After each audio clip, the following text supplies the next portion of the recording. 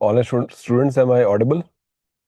एक बार chat box में कंफर्म करो आपको ऑडियो एंड वीडियो क्लियर है।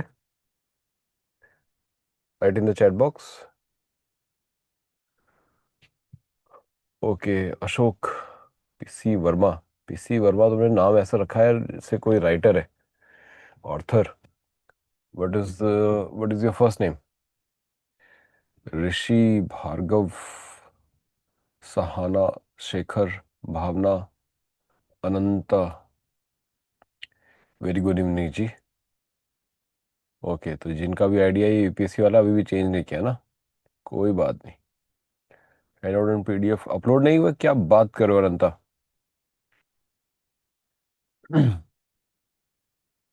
Akshay.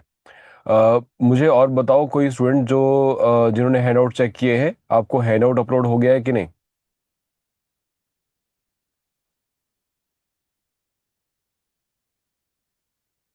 Handout is not uploaded, PPT is there.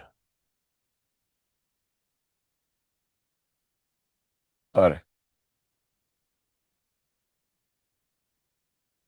PPT upload हुआ है तो ये तो बहुत मेजर इशू हो गया। ऐसा तो नहीं होना चाहिए। चलो जी।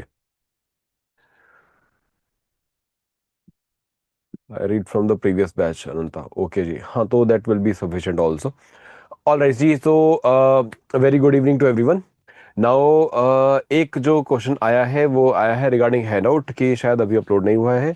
और other PPT not PDF yesterday class had been uploaded. Class upload हो गई है लेकिन handout and PPT PDF upload नहीं हुआ। चेक कर लेना, शायद अलग अलग स्टूडेंट्स के अलग अलग क्वेश्चन आ रहे हैं। देखो, पीपीटीज एंड पीडीएफ दोनों आपके पास आ जाने चाहिए। अगर आपके पास नहीं आते हैं ना, टाइम बीइंग मतलब 11 बजे तक या 12 बजे तक भी नहीं आते, तो प्लीज़ रिमाइंड मी। ठीक है, मुझे कैसे रिमाइंड करोगे? मैंने अपना मेल आईडी, ईमेल आईडी आपसे शेयर किया हुआ है, उस पर मुझे एक बार रिमाइंडर मैसेज कर दो so that I can connect with the team. ठीक है, वैसे तो टीम को ही आपको सबसे पहला आपको मैसेज या कॉल जो भी है वो टीम को करना है। ठीक है, टेक्निकल टीम वहाँ पर अवेलेबल है। अगर कोई भी रीज़न हुआ है कि आपके पास डॉक्यूमेंट नहीं अवेलेबल हुआ है, मैं मॉर्निंग की बात कर रहा हूँ, मॉर्निंग 11 बजे, रात को 11 बजे नहीं करना है। ठीक है, तो उनको रिमाइंडर मैसेज करो। ठीक है, so that they can provide you the hand out. देखो, मैंने शायद आपकी क्लास में ही एक बात बोली थी कि you need to take the responsibility of your decision. ठीक है, अगर आपको हैंड आउट नहीं मिला है और उसके बाद भी आप रिमाइंड नहीं कर रहे, तो फिर it is your fault also कि आपके पास अगर हैंड आउट नहीं आया। ठीक है, so you need to remind. ठीक है, whatever the process had been. अब बिकॉज आपको रेगुलर बेसिस पे हैंड आउट पढ़ने भी है इंडस्ट्रियलाइजेशन लेबर लॉ के, तो कोशिश करनी है कि आप टाइमली ये हैंड आउट आपको मिल जाए। तो टीम को रिमाइंड करवाओ अगर ऐसा कभी होता है कि हैंड आउट डिले हो जाता है। बिकॉज अब मैं डिपेंड करूंगा इस बात पे कि आपने हैंड आउट पढ़ लिया है और शाम को जब आप क्लास के लिए आ रहे हैं तो फिर आपके पास ऑलरेडी डाउट्स, क्वेश्चंस, क्वेरी हैं। और जैसे हमने सिस्टम अब सेट किया है कि 8:30 के बाद आपके क्वेरी क्वेश्चंस में सारे आंसर करता हूँ और फिर आगे बढ़ता हूँ। ठीक है, तो अगर फिर भी आपको कोई कंसर्न रहता है कि हैंड आउट नहीं हुआ, तो मेरा मेल आईडी आप लोगों के पास है, मुझे मेल पे रिमाइंडर मैसेज दे देना। एंड कुछ स्टूडेंट्स के अभी मेरे पास कुछ मेल्स हैं जिसमें कुछ क्वेरीज हैं, उनको मुझे आंसर करना है। मैं उसे संडे आंसर कर दूंगा आपको। अभी इस वीक के लिए शेड्यूल थोड़ा सा टाइट है, उसके बाद तुम देखते जाओ। नेक्स्ट वीक से तो I will be pinpointing each and every student. ठीक है, फिर तुम बोलोगे सर इतना फॉलो भी मत लो। ठीक है, सो चलिए फिर चलो हैंड आउट वाली बात को अब साइड पे कर देते हैं। Now you already have this thing. आपको कैसे करना है मैंने बता दिया। Why don't they send it WhatsApp group specifically? I guess वो आपको व्हाट्सएप करते हैं, तो अगर कोई भी कंसर्न रहा है तो एक बार उनको रिमाइंड कराएंगे। ठीक है, चलो जी। नाउ अब हम लेक्चर को स्टार्ट करेंगे and today we are on our lecture number 3। आज हम थर्ड लेक्चर पे आ गए हैं एंड थर्ड लेक्चर में आज हम बात करने वाले हैं अप्रोचेस टू इंडस्ट्री रिलेशन, इस पे बात करेंगे। नाउ इसमें हमारे पास जो टॉपिक्स हैं जो आज हमने कवर अप करने हैं, that is parties in industry relation, factors and the approaches. इसमें जो मेन फोकस हमारा रहेगा वो रहेगा इस पार्ट पे, अप्रोचेस पे। This is the main topic of today. इसी से आपको मेनली क्वेश्चन आने हैं। मैं अभी आपको पार्टीज और फैक्टर्स अफेक्टिंग इंडस्ट्रियलाइजेशन ये मैं आपको समझा दूंगा। इसमें बहुत कुछ नहीं है, बहुत सिंपल से टर्म्स है। इसका अलग से मैंने एक हैंडआउट भी रेडी कर दिया है ताकि आप भी इसको क्विकली जो है वो बाद में रिवाइज कर लें, रीड कर लें। ठीक है, तो इसमें कोई खास डिफिकल्टी नहीं है। सो मेन हमारा जो एस्पेक्ट रहेगा वो रहेगा अप्रोचेस टू इंडस्ट्रियलाइजेशन को डिस्कस करना। ना अब इसमें एक बात जो है मैं आपसे करना चाहता हूँ। New chapter, of course this is the next chapter. Next topic है हमारा, फर्स्ट टॉपिक आपने किया था profile of Indian labour, and next now we are discussing the topic of the approaches to industrial relation. इससे सबसे पहला जो हमारा टॉपिक था वो इंट्रोडक्शन का हुआ था। अगर कोई ऐसे स्टूडेंट है जो आज से ही कनेक्ट कर रहे हैं तो उनके लिए मैं क्लैरिटी दे दूं। First lecture was regarding the introduction of the syllabus and the topics, and second is regarding the profile of Indian labour, and third आज हम कर रहे हैं that is approaches to industrialisation. ठीक है, ये आज हमारा थर्ड लेक्चर है।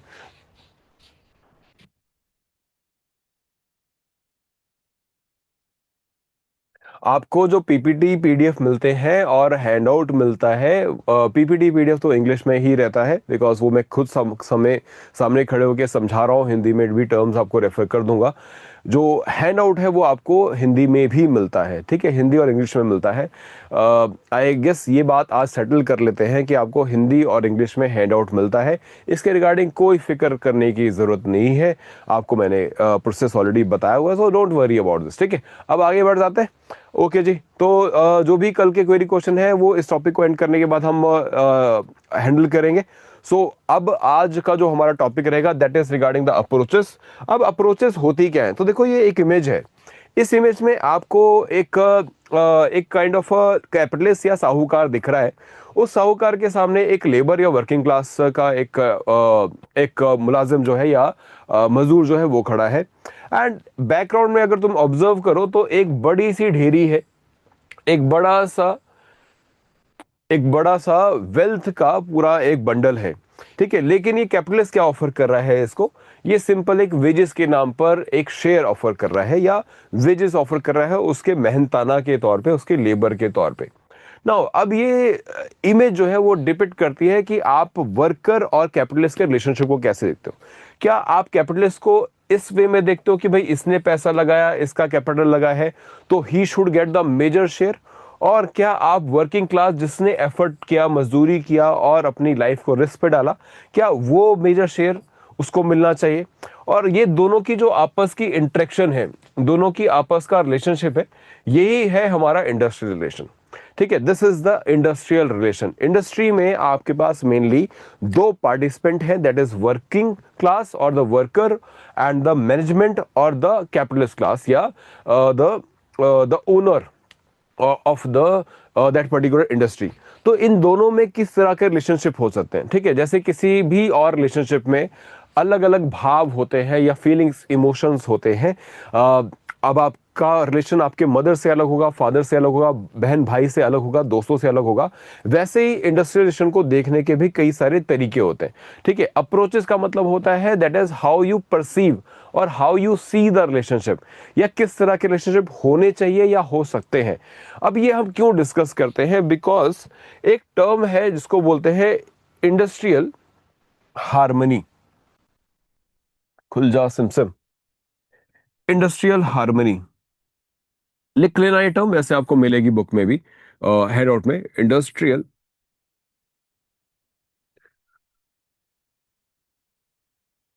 हार्मनी। इंडस्ट्रियल हार्मनी का मतलब है कि एक व्यवसाय में या फिर किसी भी तरह के इंडस्ट्री के अंदर एक हार्मनी या एक सुकून भरा रिलेशनशिप या संबंध। ठीक है, जिसमें आपसी सामंजस्य है, जहां पर किसी तरह की कोई लड़ाई नहीं है। ठीक है, आज मेरी कोशिश है थोड़े हिंदी के वर्ड यूज करने की, तो क्योंकि कुछ बच्चे हैं जो थोड़े से कह रहे थे कि थोड़ा सा सर और हिंदी के वर्ड्स यूज करने, तो मैं कोशिश करूंगा। Now so that is industrial harmony. Now तो ये इंडस्ट्रियल हार्मनी जरूरी क्यों है, मैंने आपको पहले लेक्चर में बताया था कि अगर किसी इंडस्ट्री में पीसफुल रिलेशनशिप नहीं है तो होता क्या है, दो आपकी तीन चीजें सेक्रीफाइस करती है। एक तो जो इन्वेस्टर है वो इंडिया का हो सकता है, बाहर का हो सकता है, उसको अपने जो इन्वेस्टमेंट है उस पर रिटर्न नहीं मिलता या प्रॉफिटेबिलिटी नहीं मिलती। ठीक है, तो अगर प्रॉफिटेबिलिटी नहीं होगी तो वो दोबारा आपके यहाँ पर क्यों आएगा? ठीक है, तो पहली बात तो ये, अगर इंडस्ट्रियल हार्मनी नहीं होगी तो ये नुकसान। दूसरा नुकसान, अगर इंडस्ट्रियल हार्मनी नहीं होगी तो वर्कर को दोहरी मार पड़ती है, या टू साइडेड इम्पैक्ट उसके ऊपर आता है। Number one, he from where he will be able to earn wages, अगर एम्प्लॉयर का ही प्रॉफिट नहीं हो रहा, अगर एम्प्लॉयर ही प्रॉफिट जनरेट नहीं कर रहा तो उसके भी वेजेस कैसे बढ़ेंगे, कैसे उसको मिलेंगे? दूसरी बात, the employment itself, employment itself, कि अगर ये इन्वेस्ट ही करना छोड़ दे, ठीक है, ये एम्प्लॉयर जो है वो इन्वेस्ट ही करना छोड़ दे,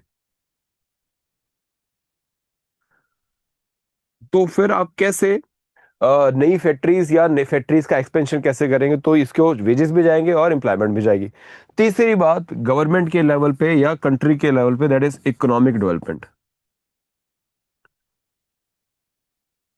इकोनॉमिक डेवलपमेंट, अगर वर्कर और इंडस्ट्रियलिस्ट या इन्वेस्टर या एम्प्लॉयर आपस में ही सामंजस्य नहीं है, आपस में ही लड़ रहे हैं, भिड़ रहे हैं, तो फिर इसकी वजह से एक प्रॉब्लम बन जाएगा, दैट इज कि आप इकोनॉमिक ग्रोथ कैसे करेंगे? मारुति का हमने एक बहुत बड़ा स्ट्राइक देखा है गुड़गांव मानेसर प्लांट में, जिसकी वजह से ना सिर्फ मारुति इंपैक्ट हुआ था, लेकिन होंडाई और होंडा ने भी बोल दिया कि भाई हम भी अपनी फैक्ट्री इनके तब तक बंद रखेंगे जब तक इसका रिजोल्यूशन नहीं हो जाता। मतलब ओवरऑल इंडिया में जो है इंडस्ट्री में एक इम्पैक्ट आया कि कार मैन्युफैक्चरिंग जो है इम्पैक्ट हुई, इसकी वजह से एक्सपोर्ट भी इम्पैक्ट होता है। अब ये आप अलग इंडस्ट्रीज में और भी इंडस्ट्रीज में सोचो कि उस पर कितना इम्पैक्ट होगा। और या एक सिचुएशन समझो प्री इंडिपेंडेंस वाली, कि इंडिया में पॉलिटिकल स्ट्रगल चल रहा है, इंडिपेंडेंस का स्ट्रगल चल रहा है, कई सारी ट्रेड यूनियन जो है वो अपने ओनर या एम्प्लॉयर जो ब्रिटिशर्स है उनके साथ काम नहीं करना चाहते हैं और बार बार स्ट्राइक पर जा रहे हैं। इसकी वजह से पूरा का पूरा इंडस्ट्रियल सेक्टर जो है वो बहुत डिक्लाइनिंग फेज में चला जाता है इंडिया में, और इससे इंडिया को भी लॉस हुआ, ब्रिटिशर्स को तो हुआ, हमें फर्क नहीं है। ठीक है, लेकिन अगर ऐसी सिचुएशन आ जाती है कि लार्ज स्केल पर आपके स्ट्राइक्स वगैरह शुरू हो जाते हैं, सो ये सभी को इम्पेक्ट करता है, ओवरऑल इकोनॉमिक ग्रोथ को इम्पेक्ट करता है, जो सबकी लाइवलीहुड और सबकी अर्निंग को भी इम्पेक्ट करेगा। अगर आप एम्प्लॉय या एम्प्लॉयर नहीं है तब भी, क्योंकि आप किसी और सेक्टर में होंगे। अगर पंजाब में आज फ्लड आया है तो वी नो कि भाई there is going to be decline in the productivity of the rice, rice इस बार डिक्लाइन होगा। ठीक है, या प्राइस राइज हो सकते हैं अगर बाकी जगह से कंपनसेट नहीं हो पाया। ठीक है, so this is the ecosystem जिसमें सब इम्पैक्ट होते हैं। सो इसका मतलब आपको एक हार्मोनियस इंडस्ट्रियल रिलेशन चाहिए। यही कॉन्स्टिट्यूशन ऑफ इंडिया ने भी बोला, दैट इज डायरेक्टिव प्रिंसिपल में बात है कि भाई हार्मोनियस इंडस्ट्रियल रिलेशंस बहुत इंपॉर्टेंट है फॉर द इकोनॉमिक प्रोस्पेरिटी। ठीक है, वो हम करेंगे जब हम कॉन्स्टिट्यूशन वाले टॉपिक पर आएंगे। सो this is the industrial harmony. So now अब ये हार्मनी आए कैसे, अब इसको लेके कैसे आया जाए, कैसे सुनिश्चित किया जाए कि आपको ये इंडस्ट्रियल हार्मनी मिलेगी? तो इसके लिए आपको समझना है द रिलेशनशिप। इसके लिए आपको समझनी है रिलेशनशिप बिटवीन हुम, दैट इज एम्प्लॉयर। एम्प्लॉयर को मैं कैपिटल ई में और एम्प्लॉय को मैं स्मॉल ई में डोनेट करता हूं। सो यहाँ पे एम्प्लॉय और एम्प्लॉयर के जो रिलेशनशिप है इनके इनके बारे में समझना जरूरी है, क्योंकि अगर इनकी रिलेशन ठीक नहीं चलेंगे तो हमने बोला कि इंडस्ट्रियल हार्मनी इंपैक्ट होती है, और इंडस्ट्रियल हार्मनी इंपैक्ट होती है तो तीनों का ही नुकसान है।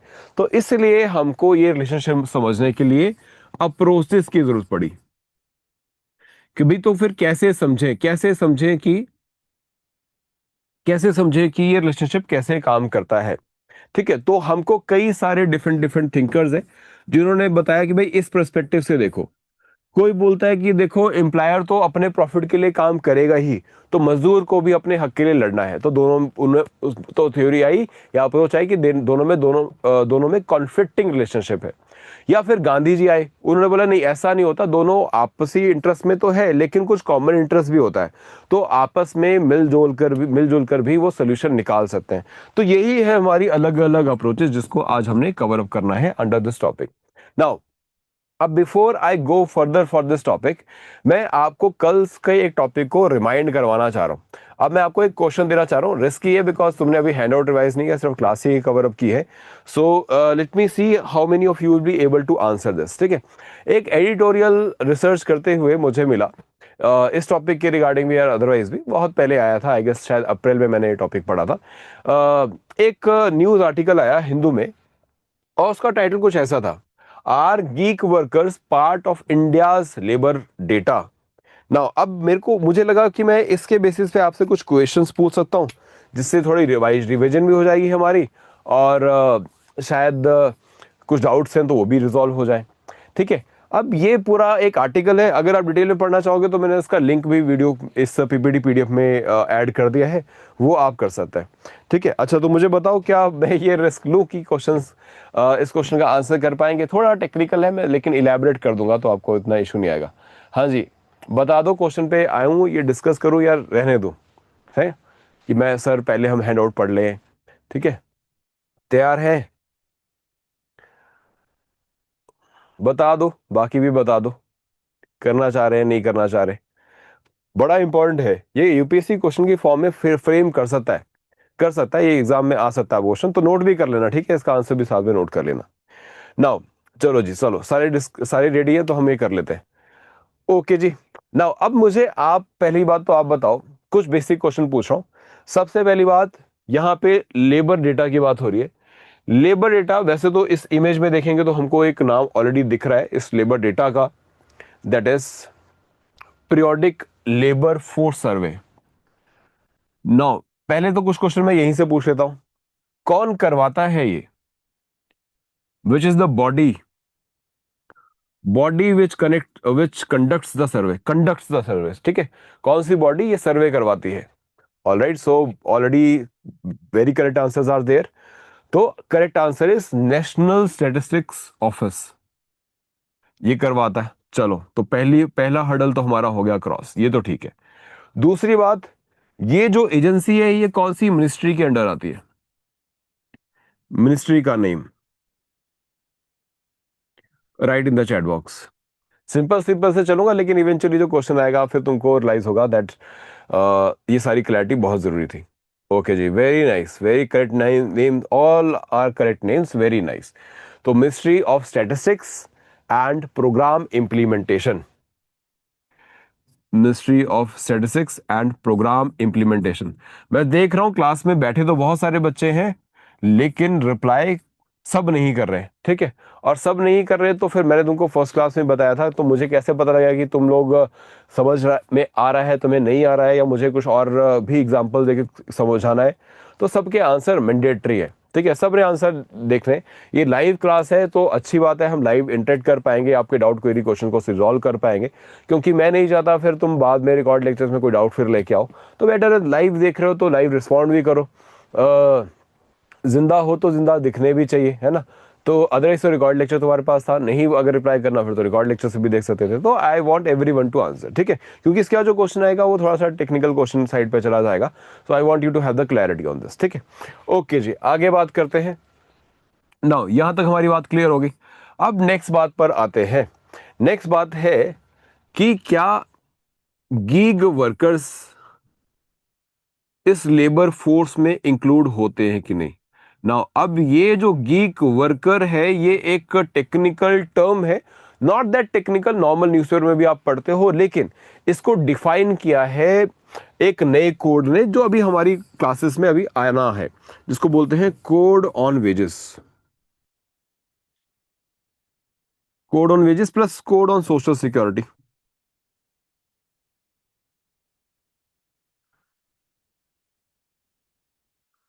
Code on social security 2020। ठीक है, कोड ऑन सोशल सिक्योरिटी ने डिफाइन किया कि किसको हम जो है वो गीग वर्कर मानेंगे। ठीक है, किसको हम जो है गीग वर्कर मानेंगे। गीग वर्कर का मैं अब, क्योंकि हमने ये टॉपिक अभी इस थ्योरी पे हम नहीं गए या इस टॉपिक पे अभी नहीं आए, तो आपको मुझे थोड़ा समझाना पड़ेगा। गीग वर्कर का एक आइडिया है, ये वो लोग होते हैं, लिख लेना, बाकी तो जब हम टॉपिक आएगा तब डिटेल में भी करेंगे इसको। Gig workers are those people who are who are in non traditional, ये टेक्निकल टर्म जो है यूज की है कोड ऑन सोशल सिक्योरिटी 2020, जो गवर्नमेंट ने कोड बनाया है फॉर दिस पर्पस। ठीक है, non traditional non traditional kind of a setup. Non traditional क्या है? जहां पर एज सच एम्प्लॉयर और एम्प्लॉई का जो रिलेशनशिप है वो पहले जैसा नहीं है, जो ट्रेडिशनल तरीका है वैसा नहीं है। मतलब कैसा? कि कोई कॉन्ट्रैक्ट नहीं है दोनों का आपस में।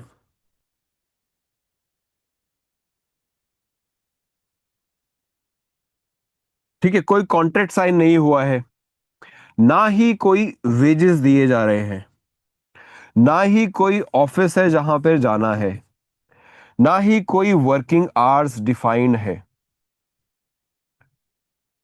वर्किंग आवर्स डिफाइन है। तो ये बिल्कुल नया टाइप का हो गया। तो ये हमारी किसी भी कैटेगरी में अदरवाइज जो हमने कल डिस्कस किया था फॉल नहीं कर पा रहा है, क्योंकि बिल्कुल नई सी टर्म है। ना ये रेगुलर वेज वर्कर्स में है, ना ये अदरवाइज, ठीक है, अदरवाइज इन जनरल अंडरस्टैंडिंग, ना ये कैजुअल वर्कर्स में है, ना ये अदरवाइज हम इसको डिफाइन कर सकते हैं सेल्फ एम्प्लॉयड। ठीक है, लेकिन क्योंकि काम आप किसी और के लिए कर रहे हो, रेगुलर सैलरी वाले में भी नहीं काउंट कर सकते क्योंकि सैलरी तो मिल ही नहीं रही है, आपको तो काम के हिसाब से पैसा मिल रहा है। अब इसको कैजुअल वर्कर में भी नहीं काउंट कर पा रहे, बिकॉज कैजुअल वर्कर में क्या है कि आप किसी के लिए काम करते हो और वो आपको कुछ वेजेस दे देता है। लेकिन यहाँ पे बोला गया कि आप किसी और के लिए काम नहीं कर रहे हो, आप अपनी मर्जी से काम कर रहे हो। अगर मैं अपनी मर्जी से काम करूँ तो मैं कैजुअल वर्कर भी काउंट नहीं हो रहा। So this become a non traditional relationship. Now examples क्या है इसके? सो जो आप स्विगी करते हो, जोमेटो करते हो, ओला उबर जो है वो हायर करते हो, ठीक है, या अर्बन क्लैड करते हो,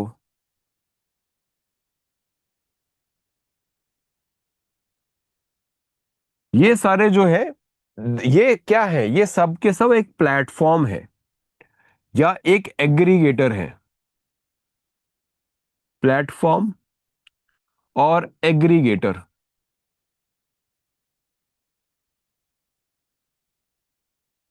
एग्रीगेटर जिनका काम है इन इन इस टाइप के गीग वर्कर्स को फैसिलिटेट करा, जिनको बोला गया पार्टनर, जिनको वो बोला गया पार्टनर्स। ना तो इसलिए इनको वर्कर भी कैटेगरी में भी नहीं आ रहे और वेज लेबर की कैटेगरी में नहीं आ रहे, बिकॉज पार्टनर्स डिफाइन कर दिया, बिकॉज ये सारी चीजें तो है नहीं इनके साथ। ठीक है, इनको बोला कि भाई जितना आपका एफर्ट लगाएंगे उसके हिसाब से जैसे किसी पार्टनर को प्रॉफिट मिलता है वैसे आपको भी शेयर मिल जाएगा। ठीक है, so that is the aggregator. So now तो द लॉ डिफाइंस कि all those workers who falls in such category are the gig workers. ठीक है, आई होप एक जनरल आइडिया हो गया होगा, एक जनरल आइडिया हो गया होगा। पीस रेट वाली कैटेगरी में भी नहीं आ पाएंगे तो कि यस, क्योंकि कैजुअल वर्कर्स की कैटेगरी में भी नहीं आ रहे तो पीस रेट वाली कैटेगरी में भी नहीं आ रहे। तो अब बात आई कि फिर हम इनको किस कैटेगरी में इंक्लूड करें। तो अब बात आई कि इन्हें किस कैटेगरी में इंक्लूड करें। आई होप अभी गीग वर्कर्स का आइडिया क्लियर हो गया। अभी टेक्निकल साइड पे नहीं जा रहे, जनरल अंडरस्टैंडिंग है। टेक्निकल साइड पे जब जाएंगे, जब हम कोड ऑन सोशल सिक्योरिटी करेंगे तब इस पे आएंगे। ठीक है, ओके जी। नाउ तो अब वापस आते हैं इस क्वेश्चन पे, that is are gig workers part of Indian labour force. तो नाउ अब तुम्हारे हिसाब से, वैसे तो आई हैव ऑलरेडी क्लैरिफाइड कि भाई there is so much ambiguity या क्लैरिटी नहीं है या बहुत सारी असमंजस की स्थिति है कि ऐसे वर्कर्स को किस कैटेगरी में रखेंगे। बिकॉज कल आपने जो सेल्फ एम्प्लॉयड है उसमें भी तीन कैटेगरी थी की थी। मुझे नाम बता सकते हो कल तीन कैटेगरीज कौन सी थी जो हमने सेल्फ एम्प्लॉयड में की थी?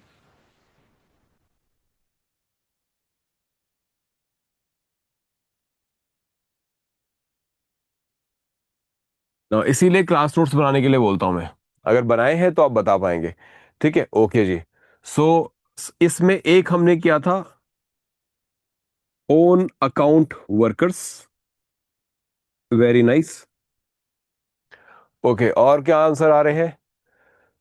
शुभनील ने आंसर कर दिया है, ऋषि ने भी आंसर कर दिया है, हिमा का भी आंसर आ गया है, गरिमा हैज ऑल्सो आंसर। बट मुझे तीनों नाम बताओ। ठीक है, तीनों नाम बताओ। ओके, देन इसके बाद हमारे पास थे एम्प्लॉयर वाले। ठीक है, एंड देन हमने बात किया था about the, that is helpers वाले। हेल्पर्स जो वेजेस नहीं ले रहे, नो वेजेस। ठीक है, जो एज सच वेजेस नहीं चार्ज करे, तो ये तीन कैटेगरी हमने की थी। अब इन तीनों में मैं किस में इंक्लूड करूं, इन तीनों में मैं किस में इंक्लूड करूं अपने इस गीग वर्कर को, जस्ट फॉर द डिस्कशन सेक, ठीक है, डिस्कशन पर्पस से इन तीनों में मैं किस में इंक्लूड करूं? ओन अकाउंट वर्कर जो अपने लिए काम कर रहा है, ठीक है। अब ओन अकाउंट वर्कर में मैं सोच सकता था, सेल्फ एम्प्लॉयड तो मैं समझ गया, ठीक है, क्योंकि सैलरी कोई रेगुलर सैलरी नहीं आ रही, कैजुअल वर्कर की कैटेगरी में भी नहीं आ रहे हैं, ये सेल्फ एम्प्लॉयड वाली कैटेगरी में आ रहे हैं। लेकिन अब मैं इनकी जो फर्दर बाइफर्केशंस है उनमें किस में डालूं? तो अगर कई स्टूडेंट्स का जैसे आंसर आ रहा है मेरे पास, ज्योति सिंह की भी सर आप ओन अकाउंट वाले में डाल दो, मंथनी सिंह एम्प्लॉयर में डाल दो, ठीक है, और बाकी भी आंसर करो, क्या हो गया, चैट बॉक्स में आंसर करो। ओके जी। तो नाउ अब बात आई कि मैं अगर इनको ओन अकाउंट वर्कर्स में डालूंगा तो ये कैटेगरी उनके लिए है जो पूरा प्रॉफिट खुद रखते हैं या ओन के लिए काम करते हैं, सेल्फ के लिए काम करते हैं, सेल्फ के लिए काम करते हैं। नाउ प्रॉब्लम ये हो गई कि अगर मैं जोमेटो के लिए काम कर रहा हूं तो मैं सेल्फ के लिए तो नहीं कर रहा, मेरे पास खुद ऑर्डर नहीं आया। अगर मेरी खुद की किराना की शॉप होती और आप मुझे कॉल करके बोलते कि ये इतना किलो आटा इतना किलो दाल जो है वो आप पैक करके मेरे सोसाइटी में मेरे फ्लैट में डिलीवर कर दो, तो फिर तो मैं अपने लिए काम करता। मेरा काम है, मैं खुद से स्कूटर स्टार्ट किया, ठीक है, या फिर स्कूटर तो अभी चलाने मुश्किल हो गया, साइकिल ही चलेगी इस हिसाब से पानी भरा हुआ रोड्स पे, तो साइकिल मैं लेके निकला और जाके डिलीवर करके चला आया, ठीक है। So now so that is, तो फिर तो समझ में आता है, ठीक है। लेकिन यहाँ पे मैं सेल्फ के लिए भी नहीं काम कर रहा, मैं जोमेटो के लिए काम कर रहा हूँ और ना ही मुझे पूरा प्रॉफिट मिल रहा है मेरे काम का, ठीक है, सारा शेयर मेरे पास नहीं है। तो प्रॉब्लम आ गई कि मैं फिर इसमें कैसे इंक्लूड कर दूं, क्वेश्चन मार्क आ गया। तो देयर इज अ डाउट। अब दूसरी बात आई एम्प्लॉयर वाली, तो एम्प्लॉयर वाले में काउंट करूं कि नहीं करूं? तो एम्प्लॉयर में सिचुएशन ये है कि मैं तो काम दूसरे के लिए कर रहा हूं, ना ये मेरा खुद का काम है और ना मैंने आगे एम्प्लॉइज रखे। हमने बोला था कि सेल्फ एम्प्लॉयड की कैटेगरी में एम्प्लॉयर वो लोग हैं जो अपना काम खुद से स्टार्ट करते हैं। जैसे मैंने किराना शॉप का एग्जांपल लिया, तो मैं मालिक हूं, मैंने आगे दो और भी हेल्पर रखे हुए हैं जो ये सामान जो है डिलीवर करने के लिए जाते हैं। तो अगर मैंने अपने अलावा दो और रख लिए तो मैं एम्प्लॉयर वाली कैटेगरी में हो गया, उससे पहले मैं इस कैटेगरी में था, ओन अकाउंट वर्कर वाली में। तो इसका मतलब ये है कि मैं एम्प्लॉयर भी नहीं, ठीक है, क्योंकि मैं तो अपने लिए काम सिर्फ नहीं कर रहा और मेरे आगे कोई और नहीं है, मैं ही हूँ जो 12-12 घंटे अपनी बाइक और स्कूटर या साइकिल पे भी मैंने बहुत देखे बेचारे, कई सारे बहुत यंग से बच्चे भी हैं, अंडर एज भी लगते हैं कई बार, और मैंने इवन एज्ड को भी देखा कि वो साइकिल पे डिलीवरी कर रहे हैं। Very very unfortunate seen to think, ठीक है। मैं बताऊंगा इस पूरी सिचुएशन के बारे में जब हम सोशल सिक्योरिटी वाले टॉपिक्स पे आएंगे। अभी हमारा इंडस्ट्रियलाइजेशन टॉपिक चल रहा है तो थोड़ा सा अभी रुकते हैं उस पर, ठीक है, but very depressing kind of a story वहां पर भी है ना। सो इसमें भी नहीं आता ना। सो फिर दूसरी बात आई हेल्पर्स की कैटेगरी। अब हेल्पर्स हमने बोला था कि भाई they are not taking any kind of wages और money, but they are taking, ठीक है, आपको पर राइड 7-8 रुपए मिल जाते हैं, ठीक है, बहुत कम है बट जो भी सिचुएशन है मिल रहे हैं, तो ठीक है। सो दैट इज, अब किस कैटेगरी में हम इनको रखें? सुनाओ, तीनों पे ही या सब पे ही क्वेश्चन मार्क है कि क्या इंक्लूड, किस में इंक्लूड करें? So that's why the newspaper made the heading that are the gig workers are part of Indian labour data और नॉट, इंडिया के लेबर डेटा का पार्ट है कि नहीं। नाउ तो दिस इज द न्यूज जिसके आसपास अब है। अब तुम्हारे सर, आप पंजाब से हो या हिमाचल से हो, करेंगे, डिस्क्लोज करेंगे धीरे धीरे वो भी, ठीक है। ओके जी, as paid in the commission I guess. Okay, helper की कैटेगरी में सुनील बोल रहे हैं, can't they be casual workers labour? Casual वाले में भी नहीं आ सकते ना, because you are not working only as as kind of a labourer, और मतलब आपके पास एक सेट काम नहीं है, आपको सेट ड्यूरेशन का काम नहीं है, या आपको पर पीस रेट वाला काम नहीं। अब यू में से कि भी जितनी डिलीवरी उसके हिसाब से रहेगा, but then you are having a association with some other platform, उसके साथ आपका एसोसिएशन भी है, तो आप उस कैटेगरी में भी नहीं आते। तो इसीलिए इसको सिंप्लीफाई करने के लिए लॉ ने बोल दिया कि नॉन ट्रेडिशनल। ऐसा हमने पहले नहीं देखा, अब पहले नहीं देखा तो देखना है ना अब, ठीक है, अदरवाइज तो बहुत बड़ी दिक्कत हो जाएगी। अब ये जो प्रॉब्लम तुम फेस कर रहे हो ना, अब ये छोटा इशू नहीं है। ये क्यों मैंने ये टॉपिक छेड़ा, ये छोटा इशू नहीं है, ये इशू इतना बड़ा है कि अगर तुम ये गीग वर्कर्स को डिफाइन नहीं कर पाए कि किस कैटेगरी में जाएंगे, तो तुमको पता है, तुम अराउंड 2 करोड़ वर्कर्स को कई सारे बेनिफिट पहुंचाने से वंचित कर दोगे, ठीक है। They will be losing a large, they will be losing losing on the social security benefit. अब क्योंकि मैं उनको कैटेगराइज नहीं कर रहा या मैं किसी कैटेगरी में नहीं डाल रहा, तो इसकी वजह से आगे चल के जब स्कीम्स बनेगी, जैसे social code of social security ने कई सारी स्कीम्स प्रपोज किए हैं, या इट हैज सेड कि ये कुछ सोशल सिक्योरिटी बेनिफिट मिलने चाहिए वर्कर को। स्टेट गवर्नमेंट कई सारी इनिशिएटिव लेके आती है, तो स्टेट गवर्नमेंट या सेंट्रल गवर्नमेंट को डेटा चाहिए। डेटा कहाँ से आएगा? वो है हमारा पीरियोडिक लेबर फोर्स सर्वे का डेटा, वहां से लेना है। सबसे पॉपुलर और ऑथेंटिक डेटा वही माना जाता है। तो वो डेटा बताएगा आपको कि भाई इनको हमने इस कैटेगरी में डाला। अब जब तक आप इन वर्कर्स को डिफाइन नहीं करोगे, तब तक इन वर्कर्स की लाइफ का क्या होगा, ठीक है। दिस इज सेड कि बाय 2029 हमारे पास 2.35 करोड़ गीग वर्कर्स हो जाएंगे कंट्री में, और ये बहुत बड़ा नंबर है। तो अब आप समझ रहे हो शायद इंपॉर्टेंस को, कि एक लॉ के प्रोविजन या एक लीगल लैंग्वेज या कैटेगरी से कितना बड़ा फर्क पड़ता है, ठीक है। तो they will be losing a lot, बहुत बड़ा नुकसान हो जाएगा। और इसलिए मैं तुमको बोल रहा हूं कि जो हम लीगल प्रोविजंस करेंगे वो तो करेंगे, लेकिन उनकी इंपॉर्टेंस अगर तुम समझोगे एक एक टर्म का और एक एक कैटेगरी, जो कल टॉपिक किया था, तब you may not have realise कि एक भी वर्कर को अगर तुमने ठीक से कैटेगराइज नहीं किया तो कितना बड़ा नुकसान उस वर्कर का और उसकी फैमिली का हो सकता है। तो I hope now you have the clarity. Now ये मैं एक इमेज डिस्कस कर रहा हूं, आपको नहीं कवर अप करना है, ये आपको पढ़ने की जरूरत नहीं है। ये नीति आयोग ने एक रिपोर्ट निकाला था। रिपोर्ट का नाम था India's booming gig and platform economy, जिसमें उन्होंने बताया कि भाई इंडिया में हम एक्सपेक्ट कर रहे हैं कि 2029 तक they will be 2.35 crore geek workers, ठीक है। बड़ी तारीफ की कि भाई हमने इतना कुछ किया, बट अभी बेनिफिट्स पे कोई बात नहीं है। नाउ एंड अभी इसी से जुड़ी ये आर्टिकल है, न्यूज आर्टिकल, जो ये बोल रहा है कि अभी हम देख रहे हैं कंट्री में कि जो आपका PLFS है उसको ये क्लैरिटी ही नहीं हो रही है वो किस में डाले, सेल्फ एम्प्लॉय में डाले, ओन अकाउंट में डाले, कैजुअल में डाले, किस में डाले, ये क्लैरिटी अभी भी नहीं है। अभी रिसेंटली पार्लियामेंट में क्वेश्चन पूछा गया राज्यसभा में कि भाई आप कुछ क्लैरिटी दे दो, आप बता ही नहीं रहे कि भाई गिग वर्कर इतना बड़ा ग्रुप है, कोई सोशल सिक्योरिटी नहीं है, बेचारे रोड पे निकले, कोई लाइफ इंश्योरेंस, कोई टर्म इंश्योरेंस, किसी भी तरह की सिक्योरिटी नहीं है, कोई तरह का हेल्थ बेनिफिट नहीं है, हॉस्पिटलाइजेशन फ्री नहीं है, बहुत बहुत सारी चीज़ों से वो अभी भी वंचित है। तो कहीं तो कैटेगराइज करो। लेकिन देन द अब रिप्लाई कौन सी मिनिस्ट्री करेगी? चलो फिर से पूछ लेता हूँ, इस क्वेश्चन का रिप्लाई किस मिनिस्ट्री ने किया होगा तुम्हारे हिसाब से? ये क्वेश्चन कौन सी मिनिस्ट्री को पूछा गया होगा, पूछा जाएगा? किस मिनिस्ट्री का क्वेश्चन है ये?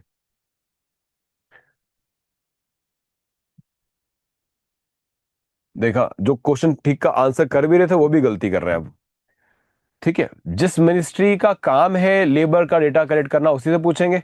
सो again this will be asked to the ministry of statistics and programme implementation. अब यूपीएससी यही तो करता है, ऐसे ही घुमाता है तुमको क्वेश्चंस में, ठीक है। अगर मैंने इसको क्वेश्चन की फॉर्म में प्रेजेंट कर दिया होता यूपीएससी के स्ट्रक्चर में, तो you may have get the confusion, ठीक है। अभी कई लेबर कोई मिनिस्ट्री ऑफ लेबर बोल रहे हैं, कई मिनिस्ट्री ऑफ फाइनेंस बोल रहे हैं। सो जिस आपने पूछा, क्या क्वेश्चन था कि भाई किसको आपने किस में कैटेगराइज किया, या कैसे कैटेगराइज करेंगे, या किस कैटेगरी में आप गीग वर्कर्स को रख रहे हैं? तो इसका रिप्लाई जो है ministry of statistics and programme implementation से ही आना था, ठीक है जी। सुनाओ, अभी भी एक कंफ्यूजन बना हुआ है, इस पे क्लैरिटी नहीं है। एक सिंपल क्लैरिटी ये है कि हमने गीग वर्कर्स को सेल्फ एम्प्लॉयड की कैटेगरी में रखा है, उसकी सब कैटेगरीज कौन सी है वो अभी डिफाइन नहीं हुआ है, ठीक है। यहां तक बात समझ में आ गई। अब मैं आपको दे रहा हूं क्वेश्चन जो आपको सॉल्व करना है। So they must should under wage employer and they will be monthly salary। Monthly salary तो है ही नहीं ना आशी, तो फिर इसलिए तो उस कैटेगरी में तो आ ही नहीं सकते। ओके जी, now you have the question. पढ़ो जरा क्वेश्चन, अब सारी स्टेटमेंट मैंने तुमको थोड़ी बता दी है। नाउ स्टेटमेंट पढ़ो और मुझे बताओ क्या आंसर होगा तुम्हारे हिसाब से इसका।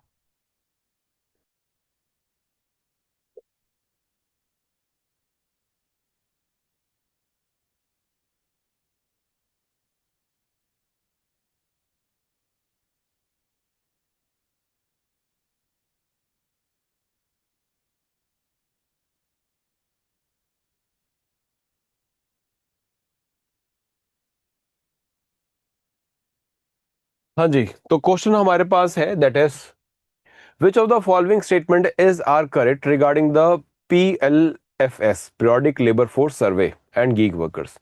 पहला statement, the PLFS provide separate data for gig workers. Okay, दूसरा statement, PLFS includes gig workers within broader employment categories. तीसरा, that expert has suggested improvement in classification to better capture gig workers। and then उसके बाद है that is code on social security 2020 provides the welfare provisions for gig and the platform workers। हाँ जी, सो पहला statement पे आते हैं, that is PLFS provides separate data। कोई separate data नहीं दे रहा, ठीक है। ए फर्स्ट स्टेटमेंट तो हमारी गलत गलत होगी, तो यहां से हम अपना ए और सी निकाल देते हैं, ये तो हमारे करेक्ट आंसर है ही नहीं, ठीक है, they are not the correct answers. अब दूसरी बात पे आते हैं, PLFS include gig workers within the broad employment categories. सो ब्रॉड एम्प्लॉयमेंट कैटेगरीज क्या है हमारी, that is the self employed, ठीक है। अब देखो यही है कि हम टर्म्स तो कर लेते हैं, लेकिन जब यूपीएससी थोड़ा स्टेटमेंट को घुमाता है तो हम आंसर कर पाते हैं कि नहीं कर पाते, ठीक है। इस लेवल पे तुमको मुझे लेके आना है, ठीक है। सिंपल टर्म्स तो हम कर रहे हैं, लेकिन जब यूपीएससी में सेम क्वेश्चन आता है तो हम कई बार कंफ्यूज हो जाते हैं। So now that we need to clarify on. Okay ji, तो स्टेटमेंट बी तो करेक्ट है, बिकॉज कैटेगराइज तो किया है, ब्रॉडर कैटेगरी है तो भी क्या है ना। अभी मैंने तुमको बताया कि there is a various ideas कि भाई अगर एक्सपर्ट बात कर रहे हैं या नॉर्मल अंडरस्टैंडिंग है कि अगर आप कैटेगराइज नहीं करोगे तो बेनिफिट्स कैसे मिलेगा, तो वही स्टेटमेंट है, that is expert has suggested improvement in classification to better capture gig worker या गीग वर्क। तो ये स्टेटमेंट भी बिल्कुल करेक्ट है। Then code on social security की अभी रेफरेंस दिया, अभी हमने ये लॉ नहीं किया है, तो just idea that code on social security provide welfare provisions for gig and platform workers. Yes, ठीक है, तो ये भी मैंने आपको बताया कि अभी इस कोड में कई सारे लॉ कई सारे स्कीम्स की बात की गई है जो state government and central government को बनानी है, ठीक है। सो मतलब हमारा जो यहाँ पे आंसर हो जाएगा that is B, C and D, and this is the correct option. तो बी हमारा करेक्ट आंसर होगा। We have got many correct answer also. यहाँ पे हमारे पास भरत ने सबसे पहले आंसर दिया, प्राची ने आंसर दिया है, प्राची ने, ओके, प्राची का आंसर अलग चला गया। ओके, देन वी हैव मंथन का भी करेक्ट आंसर आ गया है, very nice. Then we have Abhinav, okay, and Janvi, ठीक है। कई सारे और भी नेम है, मैं सारे नाम अभी नहीं ले रहा हूँ, ठीक है। So that's very nice that you have given the very correct answer. Please explain again, ठीक है। ये तो बस मैं आपको आइडिया देने के लिए क्वेश्चन लेके आया हूँ, जस्ट टू टेल यू कि आपने जो कल टॉपिक किया उसमें कितना डिटेल में आपको रीड करने का या रिवाइज करने की जरूरत पड़ेगी, ठीक है। सिंपल आप क्वेश्चन फिर से रिपीट कर रहा हूँ अगर पूछ रहे हो आप, तो द आइडिया इज कि दैट इज जो PLFS है वो सेपरेट डेटा देता है, फॉर गीग वर्कर नहीं देता है ना। हमने अभी बोला था कि अलग से डेटा वो दे ही नहीं रहे हैं, तो एक ब्रॉडर कैटेगरी दे दी उन्होंने। ब्रॉडर कैटेगरी क्या दी कि भाई आप सेल्फ एम्प्लॉयड है, तो दैट मीन्स कि सेकंड स्टेटमेंट हमारी करेक्ट होगी, फर्स्ट जो है वो गलत स्टेटमेंट है। एंड देन एक्सपर्ट बोल रहे हैं कि भाई क्लैरिफाई करोगे, अगर आप कैटेगराइजेशन ठीक से करोगे तो बहुत सारा बेनिफिट जो है वर्कर को मिल पाएगा जो अभी उसको नहीं मिलता, तो ये स्टेटमेंट भी करेक्ट हो गया हमारा C. And then we have the code on social security जो ये बात बोलता है कि ये बेनिफिट जो है वर्कर्स तक पहुंचना चाहिए, या ये बेनिफिट तभी तक तब पहुंचेगा जब आप ऐसा कैटेगराइजेशन करेंगे, ठीक है। तो this is the answer. Freelancers अलग हो जाते हैं, वो कॉन्ट्रेक्चुअल वर्कर्स होते हैं, बिकॉज आप कॉन्ट्रैक्ट करते हैं फॉर डिलीवरिंग समथिंग, ठीक है। तो फ्रीलांस अलग है, ठीक है। वो जब टॉपिक आएगा तो मैं इसको डिटेल में आपको करवाऊंगा, डोंट वरी। नाउ ये था एक just revision of the things which we have covered yesterday, and इसमें ही हमने काफी टाइम लिया, but no not an issue. अब हम अपने टॉपिक पे चलते हैं। ओके, सो जस्ट बिकॉज अभी हमने स्टार्ट ही किया है हमारे लेक्चर्स को, तो this is just to give you the clarity कि आपको कितने डिटेल में जाना है इन द टॉपिक्स और रिवीजन किस डायरेक्शन में जाएगी, ठीक है। मैं तो करवा रहा हूँ आपको, समझा रहा हूँ, एक्सप्लेन कर रहा हूँ, लेकिन क्वेश्चन कैसे आता है और उसका आंसर कैसे ढूंढा जाता है ये भी आपको समझना है, ठीक है। चलो अब आगे आते हैं नेक्स्ट। नाउ अब हमारे पास एक सिंपल से टर्म है पार्टीज कि इंडस्ट्रियल रिलेशन में पार्टीज कौन कौन सी होती है। तो now here we have the various parties. यहाँ पे हमारे पास है इंडस्ट्रियल रिलेशन। इसमें हमारे पास सबसे पहला, किसी भी रिलेशनशिप में दो लोगों की जरूरत है, एक तो एम्प्लॉय जो काम करता है और दूसरा है द एम्प्लॉयर जो जिसके लिए आप काम कर रहे हो। ये दो लोग तो रहेंगे, ये हमेशा ही थे, ये जब से दुनिया बनी है तब से दोनों लोग रहे हैं। एक वो जो काम करता है और दूसरा जो जिसके लिए वो काम कर रहा है, और जिसके लिए वो काम कर रहा है वो उसको पैसे देता है। तो ये सिंपल रिलेशनशिप जिंदगी दुनिया जब से चल रही है तब से रिलेशनशिप एग्जिस्ट करता है। इसके आगे का रिलेशनशिप बढ़ता है जब इसमें गवर्नमेंट्स आ गई, जब गवर्नमेंट्स ने लॉ बनाने शुरू कर दिए। बोला कि एम्प्लॉयर के लिए काम तो कर सकता है लेकिन दिन में 12 घंटे से ज़्यादा नहीं कर सकता, हफ्ते में एक छुट्टी उसको देनी पड़ेगी, आप उसको सेफ्टी और सिक्योरिटी का एनवायरनमेंट देंगे। तो मतलब गवर्नमेंट भी आ गई बीच में, ठीक है। अब गवर्नमेंट ने अपना भी रोल उसमें ऐड कर दिया, तो हमारे पार्टिसिपेंट में 3 लोग हो गए। इसके बाद हमारे पास चौथा पार्टिसिपेंट आया ट्रेड यूनियन। अब क्योंकि गवर्नमेंट आ गई आपके राइट्स को प्रोटेक्ट करने के लिए, तो ट्रेड यूनियन भी आई कि भाई एक लौता जो वर्कर है वो अपने राइट को कैसे प्रोटेक्ट करेगा इतने बड़े अमीर इंडस्ट्रीज के सामने। तो बोला कि भाई आप ट्रेड यूनियन बना लो, ठीक है। तो फिर यहाँ पे वर्कर को रिप्रेजेंट करने के लिए ट्रेड यूनियन आ गई। तो हमारे पास 4 प्लेयर आ गए। एम्प्लॉयर ने बोला कि भाई अगर उनकी ट्रेड यूनियन है तो मेरे पास भी कोई यूनियन होनी चाहिए। तो फिर एम्प्लॉयर का भी एसोसिएशन आ गया। नो, कितने पार्टिसिपेंट हो गए? 1 2 3 4 5। इसके अलावा अगर इन सब में कोई डिस्प्यूट आया तो सॉल्व कौन करेगा? गवर्नमेंट हमेशा नहीं कर पाती, या गवर्नमेंट हमेशा उस रोल में नहीं रहती जहां पे वो डिसीजन ले सके या डिसाइड कर सके डिस्प्यूट्स को। वो पॉलिसी डिसाइड कर सकती है, लेकिन पॉलिसी की वजह से अगर कोई डिस्प्यूट आ गया, जैसे आपने मुझे बोला कि भाई 12 घंटे से ज़्यादा आप काम नहीं करा सकते, लेकिन जिस इंडस्ट्री में मैं काम कर रहा हूँ वो एक मेडिकल प्रोफेशनल्स की इंडस्ट्री है, मे बी हॉस्पिटल है, और हॉस्पिटल में कई बार आपको वर्किंग आवर्स एक्सटेंड हो जाते हैं। तो क्या वो स्टाफ अब डिमांड करे कि उसको ओवर टाइम मिलना चाहिए, ठीक है, या वो ये बोले कि भाई हम 12 घंटे से ज़्यादा काम नहीं करें बिकॉज लेबर लॉस, तो ऐसा नहीं कहते, ठीक है। तो फिर ये डिस्प्यूट कहाँ जाएंगे? तो ये डिस्प्यूट जाएंगे कोर्ट में, और कोर्ट फिर बोलेगी भाई आप असेंशियल सर्विसेज में आते हो और आपका जो नेचर ऑफ वर्क है that can not be defined in time period, उसमें डिफाइन नहीं हो सकता। Yes, you should be given the overtime wages but you can not refuse to work, आप काम के लिए मना नहीं कर सकते। तो डिसीजन कहाँ से आया? Not from the government but from the courts, ठीक है। तो ये भी एक पार्टिसिपेंट है। अब ये जितना देखने में सिंपल लग रहा है उतना ही सिंपल है भी, लेकिन जब क्वेश्चन यूपीएससी पूछता है तो पता नहीं हम क्यों भूल जाते हैं कि भाई इसमें कौन कौन से पार्टिसिपेंट हैं। तो अब नेक्स्ट टाइम यूपीएससी जब ये क्वेश्चन पूछेगा तो यू शुड बी नोइंग ये 5 के 5 उसमें नाम है कि नहीं, और जो भी इनमें से इन 5 में से जो भी नाम होंगे उनको हम टिक मार्क करेंगे कि yes these are the participants in the industrialisation, ठीक है। बहुत सिंपल सा पार्ट है ये सारा, तो मैं इसको फटाफट समझाकर आपको इसका मैंने हैंडआउट एक अलग से बनाया, वो मैं आपसे शेयर करूंगा ताकि हम अपने मेन टॉपिक पे आ सके, that is approaches to industrial relation, ठीक है। नाउ तो ये पार्टिसिपेंट्स आ गए हमारे पास। अब इसके बाद आते हैं कि ऑब्जेक्टिव क्या होता है इंडस्ट्रियल रिलेशंस का।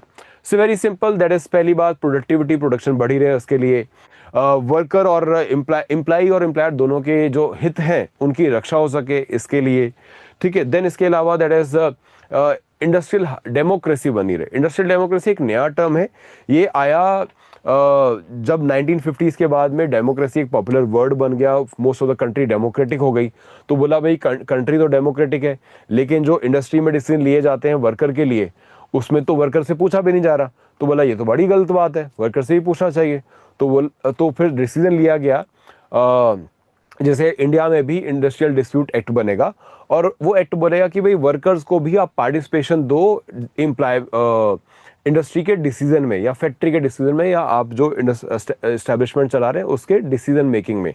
जैसे कैंटीन कैसे चलेगी, सेफ्टी इक्विपमेंट की कैसे प्लेसमेंट रहेगी, ऐसे ही और सारे जो वेलफेयर के मेजर्स चलेंगे उसमें आप वर्कर्स का भी पार्टिसिपेशन लेंगे, ठीक है। तो that is the participation of the worker in the industry, और यही है आपकी डेमोक्रेसी, ठीक है। तो that is the industrial relation में फिर अब बात आई कि आपको इंडस्ट्रियल डेमोक्रेसी मेंटेन करने के लिए भी इंडस्ट्रियलेशन जरूरी है। देन म्यूचुअल बेनिफिट रहता है दोनों का। अभी हमने बोला कि भाई एम्प्लॉय और एम्प्लॉयर दोनों को फायदा होता है अगर अच्छा रिलेशनशिप बने। ये सारे टर्म्स हैं जो आप बाद में हैंड आउट से रीड आउट करेंगे, ठीक है। वेरी सिंपल टर्म, कोई खास डिफिकल्टी वाली टर्म्स नहीं है इसमें। कलेक्टिव बार्गेनिंग की इंपॉर्टेंट टर्म है, ये मैं डिटेल में डिस्कस करूंगा। इसका सिंपलेस्ट पॉसिबल मीनिंग ये है कि एम्प्लॉय जो है वो एकजुट जो उनका अधिकार बनता है, कलेक्टिव जो उनकी राइट बनती है या हित बनता है, उस सब के लिए वो एक साथ जब अपनी मैनेजमेंट से बात करने बैठते हैं और एक टेबल पे बैठते हैं जहां पे आपकी बात उतनी ही सुनी जा रही है जितनी मैनेजमेंट अपनी बात आपके सामने रख रहा है या आपको पुश कर रहा है उस बात को मानने के लिए। तो बार्गेनिंग, जैसे बार्गेनिंग वर्ड का मतलब ही हो जाता है कि दोनों इक्वल हैं। बार्गेन आप तभी कर पाते हो, अगर आप कमजोर हो तो आप तो सिंपल फॉलोअर हो जाते हो, जो बोला वो मानना है। बार्गेन तब होता है जब दोनों इक्वल होते हैं। तो यहाँ पे बात है about the equality of both the participant, और इसी को हम बोलते हैं कलेक्टिव बार्गेनिंग। कलेक्टिव कौन? द एम्प्लॉइज का जो एक कलेक्शन, ग्रुप या ट्रेड यूनियन जैसा। जब ये ट्रेड यूनियन सारी मिलकर जाती हैं और अपनी बात रख पाती हैं तो उसको कलेक्टिव बार्गेनिंग कहते हैं। तो इंडस्ट्रियल रिलेशन इसको भी सुनिश्चित करता है। ठीक है, तो ये है 7 aspect of the industrial relation, कि आपको इंडस्ट्रियल रिलेशन क्यों चाहिए। सिंपल टर्म्स है, आपको एग्जाम में फिर भी आती है, आता है कि which of the following are the purpose of the industrial relation. ठीक है, और उसमें यही सारी टर्म घूम फिर के आपको स्टेटमेंट की फॉर्म में आती हैं। Sir second and fourth same ही है। Second and fourth, safeguard the rights and interests and mutual benefits, mutually beneficial labor management relations। देखो, ऑफ कोर्स सिमिलर ही लगेगा बिकॉज सबके सब इंडस्ट्रियल पे बात करें। छोटा सा फर्क है, यहाँ पे राइट एंड इंटरेस्ट की बात हो रही है, चाहे वो एम्प्लॉयर हो चाहे वो एम्प्लॉय हो, दोनों की। ठीक है, क्योंकि आप इंडस्ट्रियल अगर बनाओगे, देखो रिलेशनशिप अगर बनेगी तभी ये सारी चीज होंगी। रिलेशनशिप ही नहीं रखोगे तो फिर तो किसका अधिकार और किसका राइट, ठीक है, वो बात ही खत्म हो जाती है।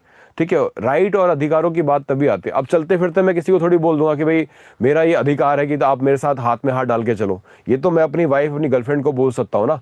तो रिलेशनशिप जरूरी है, तो रिलेशनशिप में आने के बाद ये सब कुछ हो पाता है। So that is the idea here कि द safeguard the interests and the rights of the employer। यहाँ पे mutually beneficial labour and management का मतलब है दैट इज वो पॉलिसी जिसमें एक वर्ड आता है, उसको बोलते हैं हम ऑर्गेनाइजेशनल गोल एंड इंडिविजुअल गोल। ठीक है, ये मैं थोड़ा सा आपको हायर टर्म बता रहा हूँ क्योंकि आपने पूछ लिया है। ये वैसे पब्लिक एडमिनिस्ट्रेशन जो मैं यूपीएससी के लिए पढ़ा था वहां पे थ्योरी आती है। उसमें आता है कि जब ऑर्गेनाइजेशन का गोल क्या होता है, प्रॉफिटेबिलिटी। एम्प्लॉयर का गोल क्या होता है कि भाई मुझे वेजेस मिले हाई। जब आप इन दोनों को मिला दो और परफॉर्मेंस लिंक्ड इंसेंटिव प्रोग्राम चला दो कि भाई जितना प्रोड्यूस करोगे उसके हिसाब से आपको जो है वो बेनिफिट मिलेगा, तो इसमें दोनों का हित आ गया, दोनों का म्यूचुअल बेनिफिट आ गया। दैट इज एम्प्लॉयर भी खुश बिकॉज प्रोडक्टिविटी बढ़ रही है, प्रॉफिटेबिलिटी बढ़ रही है और एम्प्लॉय भी खुश बिकॉज आपका वेजेस बढ़ रहा है या आपकी इनकम बढ़ रही है। So this is the idea जो यहाँ पे लिखा गया, mutual beneficial to labour and management. ठीक है, ये आपको बाकी डिटेल्स जो है वो अकॉर्डिंगली मैंने हैंड आउट में भी दी है, वहां से आप रीड कर पाएंगे।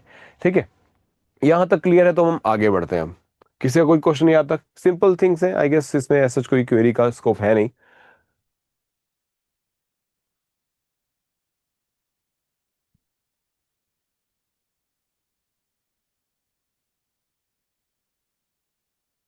ऑल राइट जी, फिर आगे बढ़ते हैं। नाउ नेक्स्ट बात पर आते हैं, फैक्टर्स अफेक्टिंग इंडस्ट्रियलाइजेशन। मैं एक बार में ही सारे दिखा देता हूं आपको, कोई बहुत डिफिकल्ट टर्म्स या स्टेटमेंट नहीं है ये। अब ये जो टर्म्स आप देख रहे हो, इंडस्ट्रियलाइजेशन चलता कैसे या किन किन चीजों का असर होता है। सबसे पहले असर होता है इसमें आपके social, ethical and cultural factors का। मतलब मैंने आपको जो हमने फर्स्ट लेक्चर किया था प्रोफाइल ऑफ इंडियन लेबर, उसमें हमने बोला था कि भाई आपके एजुकेशन का, आपकी कास्ट का, आपके जेंडर का, आपकी सोसाइटी का असर पड़ता है आपके एम्प्लॉयमेंट के ऊपर। तो ये सेम बात है, दैट इज कि आपके बैकग्राउंड का असर जो है वो आपके रिलेशनशिप पर भी आता है। जैसे कि अगर मैं किसी फैक्ट्री में काम कर रहा हूं और मैं किसी रूरल एरिया से आया, तो शायद मैं मैनेजमेंट की जो टर्मिनोलॉजी है उससे बहुत ज़्यादा कनेक्ट ना कर पाऊँ, या जिस एरिया में मैं काम कर रहा हूँ मैं ज़्यादा कनेक्ट ना कर पाऊँ, तो मेरी उस इंडस्ट्री में ग्रोथ जो है वो शायद लिमिटेड हो जाए, क्योंकि मैं अच्छे से अपनी बात ना रख पाता हूँ ना सामने वाले की समझ पाता हूँ। ये प्रॉब्लम इसलिए नहीं है कि मैं काम नहीं कर पाता, ये प्रॉब्लम इसलिए क्योंकि मेरी एजुकेशनल बैकग्राउंड में कुछ इशू है, ठीक है, या मेरी लैंग्वेज का कुछ बैरियर है। ठीक है, तो ये होते हैं आपके सोशल साइकोलॉजिकल फैक्टर्स जिनको हम अदरवाइज रेफर करते हैं। Now next is technological advancement. Technological advancement में जो वर्ड यहाँ पे लिखा है that is production is increase, quality of the product is improved. तो अगर आप टेक्नोलॉजिकली एडवांस हैं तो इंडस्ट्रियल रिलेशंस में एक इम्पैक्ट आता है, दैट इज प्रोडक्टिविटी इंक्रीज होती है। जैसे मैं इंडिया के अगर किसी फैक्ट्री में काम कर रहा हूँ, तो मे भी मेरी जो कार मैन्युफैक्चरिंग का प्लांट है वो शायद इतना प्रोडक्टिव ना हो जितना अमेरिका के फोर्ड इंडस्ट्री का होगा या फोर्ड की जो फैक्ट्री है उसमें होगा। बिकॉज फोर्ड का जो सिस्टम है ऑफ मैन्युफैक्चरिंग कार्स वो बहुत एडवांस है, वो टेक्नोलॉजिकली एडवांस है, रोबोटिक्स बहुत यूज़ करते हैं, इंडिया में हम इतने नहीं करते। ठीक है, उन्होंने हर एक चीज़ ऑटोमेटेड कर दी है, हमारी सारी चीज़ें भी ऑटोमेटेड नहीं हुई है। तो दैट इज़ कि इंडस्ट्रियल रेशन में हम बोलते हैं कि भाई प्रोडक्शन अगर का बढ़ना और घटना जो है वो टेक्नोलॉजिकल एडवांसमेंट पे भी डिपेंड करता है। ठीक है, इसी तरह से मार्केट कंडीशन, फॉर एग्जाम्पल अभी बात आई कि जो ट्रम्प है वो उन्होंने टैरिफ लगा दिया इंडिया के कई सारे प्रोडक्ट पे 50%। इसकी वजह से आपकी टेक्सटाइल इंडस्ट्री हैम्पर होगी।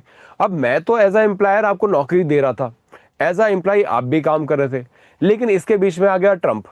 अब हमको तो पता भी नहीं है कि भाई अचानक से हमारी मार्केट की, हमारे प्रोड्यूस की डिमांड क्यों कम हो रही है। मैं तो उतना ही एक्सपोर्ट कर रहा हूँ, अच्छे रेट पे एक्सपोर्ट कर रहा हूँ, लेकिन क्योंकि 50% टैरिफ आ गया, अब मैं यूएस में एक्सपोर्ट करता हूँ तो मेरे प्रोडक्ट वहाँ पे सेल नहीं हो रहे। सेल नहीं हो रहे तो बीच में जो ट्रेडर है जो मुझसे लेकर अमेरिका में बेचता था वो कहता कि भाई अगले महीने ऑर्डर मैं प्लेस नहीं करूंगा बिकॉज आपका सामान अभी ऑलरेडी नहीं बिका है मुझसे।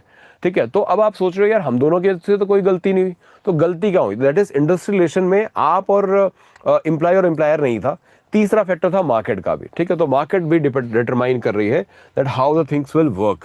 ठीक है, आपकी डिमांड एंड सप्लाई का फैक्टर इसमें आएगा, ऐसी इकोनॉमिक कंडीशंस भी आपकी आएंगी, that is the is the economic perceptions are good. मतलब फॉर एग्जांपल ये एक्सपेक्ट किया जा रहा है कि भाई ग्रोथ होगी, जैसे दिवाली आने वाली है तो पटाखे बनाने वाले अभी से ये सोचेंगे कि भाई इस बार लोग ज़्यादा खरीदेंगे पटाखे या कम खरीदेंगे।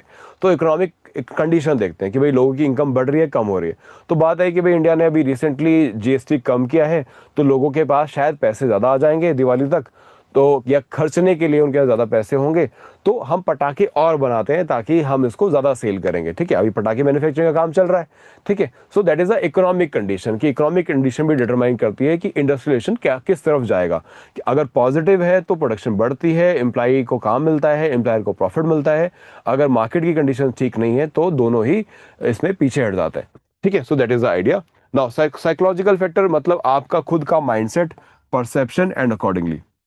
ठीक है, सो हाँ, सो that is the idea. Psychological आपका पर्सनल है। ठीक है, मे बी आपकी फैमिली में कोई इशू है, आप एक वुमेन है जो एक्सपेक्टिंग मदर भी हैं। ठीक है, तो आपका इमोशनल बैलेंस, आपकी इमोशनल नीड्स अलग हो जाएंगी, तो आप शायद उतना प्रोडक्टिवली काम ना कर पाओ, या नई नई शादी हुई है तो शायद तुम ऑफिस से घर भी जल्दी जाना चाहो। ठीक है, या फिर नया रिलेशनशिप बना है तो भाई तुम अपनी गर्लफ्रेंड को ज़्यादा टाइम देना चाहो या बॉयफ्रेंड को ज़्यादा टाइम देना चाहो। तो ये तुम्हारे साइकोलॉजिकल फैक्टर्स हैं जो इंडस्ट्रियल रिलेशंस को भी इम्पेक्ट करते हैं। कि भाई कल तक तो ये 8 घंटे की शिफ्ट के बाद भी 2 घंटे और एक्स्ट्रा काम करता था कि मुझे ज़्यादा कमाना है, अब कहता है कि मुझे फ्राइडे सैटरडे संडे तीनों दिन छुट्टी दे दो, मौसम बहुत हसीन हो रखा है, रोमांटिक हो रखा है, मुझे जाना है। ठीक है, तो ये चेंज कैसे आया? ना मैंने वेजेस चेंज किए, ना मैंने आपके पे पैकेज में कुछ चेंज किया, चेंज आया in your psychological factor, internal factor, personal factor, that is now you are in a romantic relationship, इसमें फर्क आ गया। ठीक है, बाकी सारे फैक्टर एज इट इज थे, तो that is impacting the again industrial relation. Then we have the ideological factor. देखो आइडियोलॉजिकल फैक्टर कैसे इंपैक्ट करते हैं, परफेक्ट एग्जांपल दूंगा, शायद न्यूज़ तुमने कभी पढ़ी होगी। टाटाज ने प्लान किया था कि भाई नैनो का जो प्लांट है वो हम लगाएंगे इन द बंगाल। ठीक है, नंदीग्राम जगह का नाम था, हम बंगाल में टाटा का प्लांट लगाएंगे। बहुत जोर शोर से तैयारियां भी शुरू हुई, नैनो ने बहुत एडवर्टाइजमेंट भी गेन किया या पॉपुलैरिटी भी गेन की कि भाई टाटा की 1 लाख रुपए के अंदर की कार आने लगी है। ठीक है, every one was happy, employment मिलने वाला था, सब कुछ होने वाला था।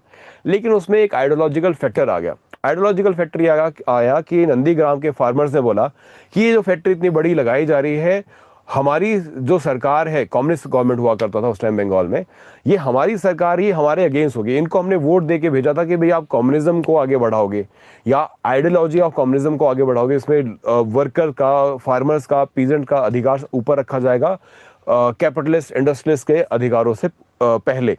बट यहाँ तो उल्टा हो गया, आपने हमारी जमीनें कब्जा करवा रहे हैं आप जबरदस्ती, ताकि टाटा अपना प्लांट लगा सके।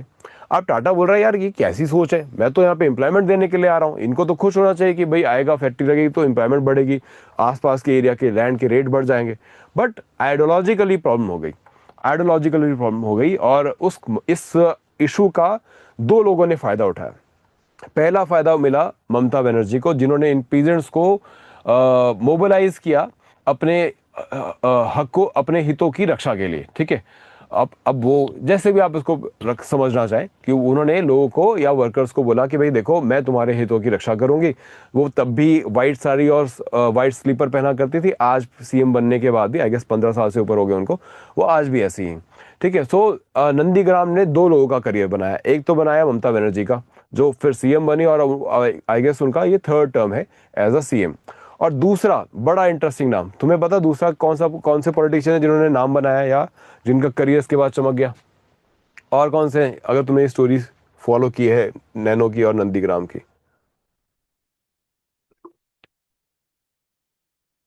दूसरा बेनिफिट किसको मिला?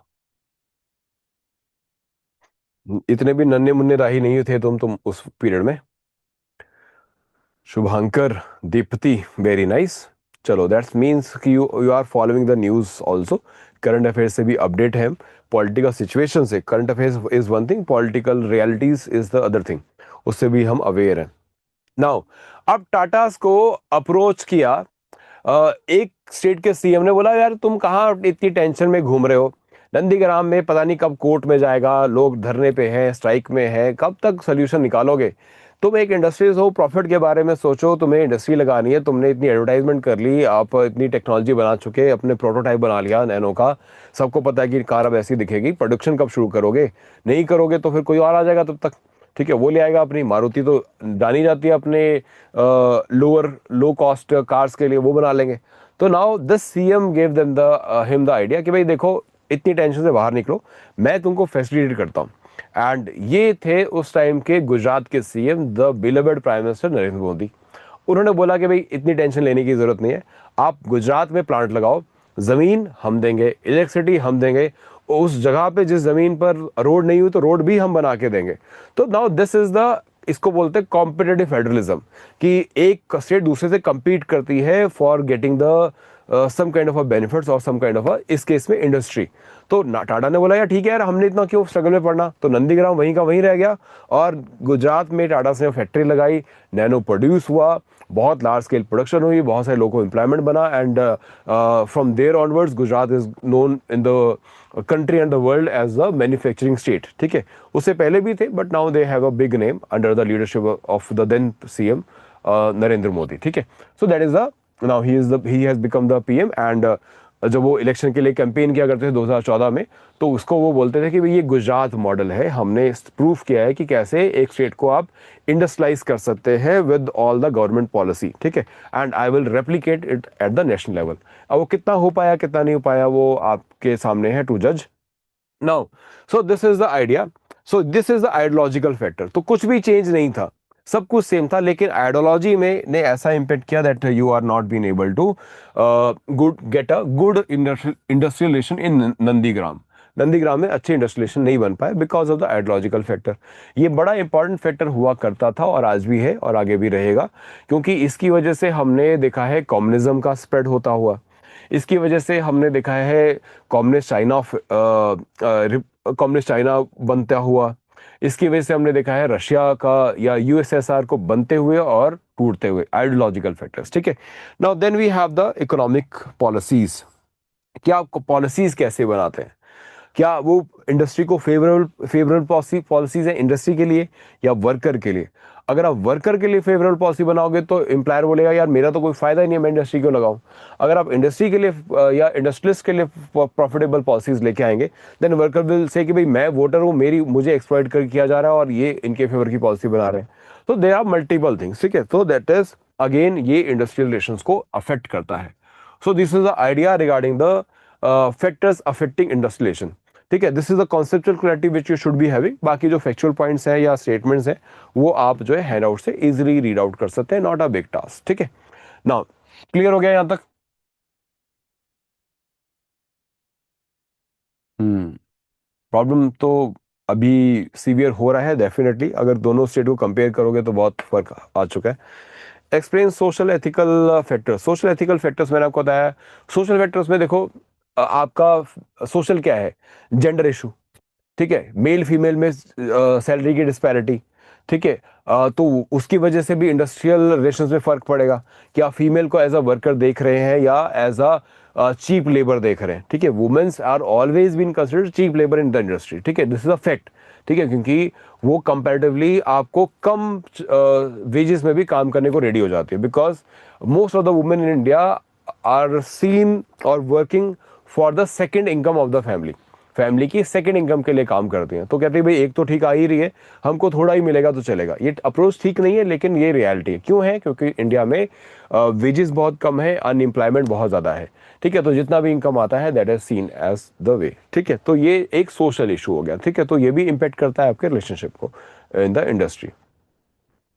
ठीक है, डन है। ओके जी, आगे बढ़ते हैं। नाउ अब इसके बाद आती हैं तुम्हारी main theories. These are the theories जो इनको हम बात करेंगे। अब ये 5 मेन थ्योरीज हैं जिनको हमें क्लास में कवर अप करना है। बाकी रेस्ट तो सिंपल थ्योरीज हैं, वो आप हैंडआउट से इजीली कवर अप कर पाएंगे। ठीक है जी। अब ये नेक्स्ट पार्ट है हमारे लेक्चर का, जो मेन पार्ट है। इसको हमने डिटेल में समझना है। एंड अपना चाय पानी जो भी है पी लो। एंड अब आ जाओ मेन टॉपिक के ऊपर, ध्यान से समझना है इसको। इसमें मैं आपको सिंपल कीवर्ड दूंगा, बस वो ध्यान में रखने। कभी इनमें आने वाले क्वेश्चंस में कभी भी गलती नहीं होगी। मैं इस टॉपिक के एंड में इस पीपीटी पीडीएफ में कुछ क्वेश्चंस भी ऐड कर दूंगा, जिनको आपको प्रैक्टिस करना है। आंसर जो है वो मुझसे आप नेक्स्ट क्लास में पूछ सकते हैं। ठीक है जी। As I always has clarified कि क्लास का जो टाइमिंग है वो 8:30 तक है, 7 to 8:30। 8:30 के बाद डाउट सेशंस के लिए मैं रुकूंगा। तो क्लास तो हम 8:30 पे ओवर कर देंगे। बाकी जिनके डाउट क्वेश्चंस क्वेरी होंगे वो रुक जाइएगा, आपके क्वेश्चंस को आंसर करके तभी मैं यहाँ से आपको अलविदा बोलूंगा फॉर द डे। ठीक है जी। ओके, चलो जी, थ्योरीज पे आते हैं। Very very interesting interesting theories है हमारे पास यहाँ पे। अब ये समझ गए कि हम ये थ्योरीज क्यों कर रहे हैं। ये समझने के लिए कि इंडस्ट्री में रिलेशनशिप कैसे बनाए जाते हैं, या इंडस्ट्री में रिलेशनशिप क्यों इंपॉर्टेंट है, या क्या उनकी इंपॉर्टेंस रहती है। क्योंकि मुझे इंडस्ट्रियल हार्मनी चाहिए, क्योंकि मुझे एक स्मूथ रिलेशनशिप चाहिए। तो अब बात आई है, मैं समझूं कैसे? मैं कैसे समझूं ये सामने वाला मेरे बारे में क्या सोच रहा है, या मुझे इसको कैसे देखना है, या वो मेरे बारे में क्या सोचता है और मुझे उसको कैसे समझना है। ठीक है, तो इसके लिए मुझे कुछ अप्रोच चाहिए। तो आप, for example, if you are in some kind of a loving relationship, अब या if you are having some form of crush, तो एक अप्रोच होता है कि तुम जाके अपने दोस्त से पूछो, यार ये लड़की मुझे पसंद है, मैं इसको अप्रोच कैसे करूं। एक होता है कि उस लड़की की फ्रेंड को तुम पूछो कि भाई आपकी फ्रेंड जो है मुझे बड़ी पसंद है, मुझे बताओ मैं कैसे इसको अप्रोच करूं। ठीक है, इन दोनों के अप्रोच में बिल्कुल बहुत ज़मीन आसमान का फर्क होगा। बिकॉज ही विल से कि भाई क्या टेंशन है, जाके सीधा प्रपोज कर दो आप। ठीक है, या तो प्रपोज कर दो, नहीं मानेगी तो बहन बोल देना। ठीक है, ये भी स्कूल में होता था, क्यों होता था पता नहीं। ठीक है, now but the friend of this girl will tell him कि भाई देखो उसकी ये इंटरेस्ट है, ये लाइकिंग है, ये डिसलाइकिंग है। ठीक है, इसके हिसाब से अगर आप अप्रोच करोगे तो शायद तुम्हारी बात बन जाए। तो वो डिफरेंट अप्रोच है।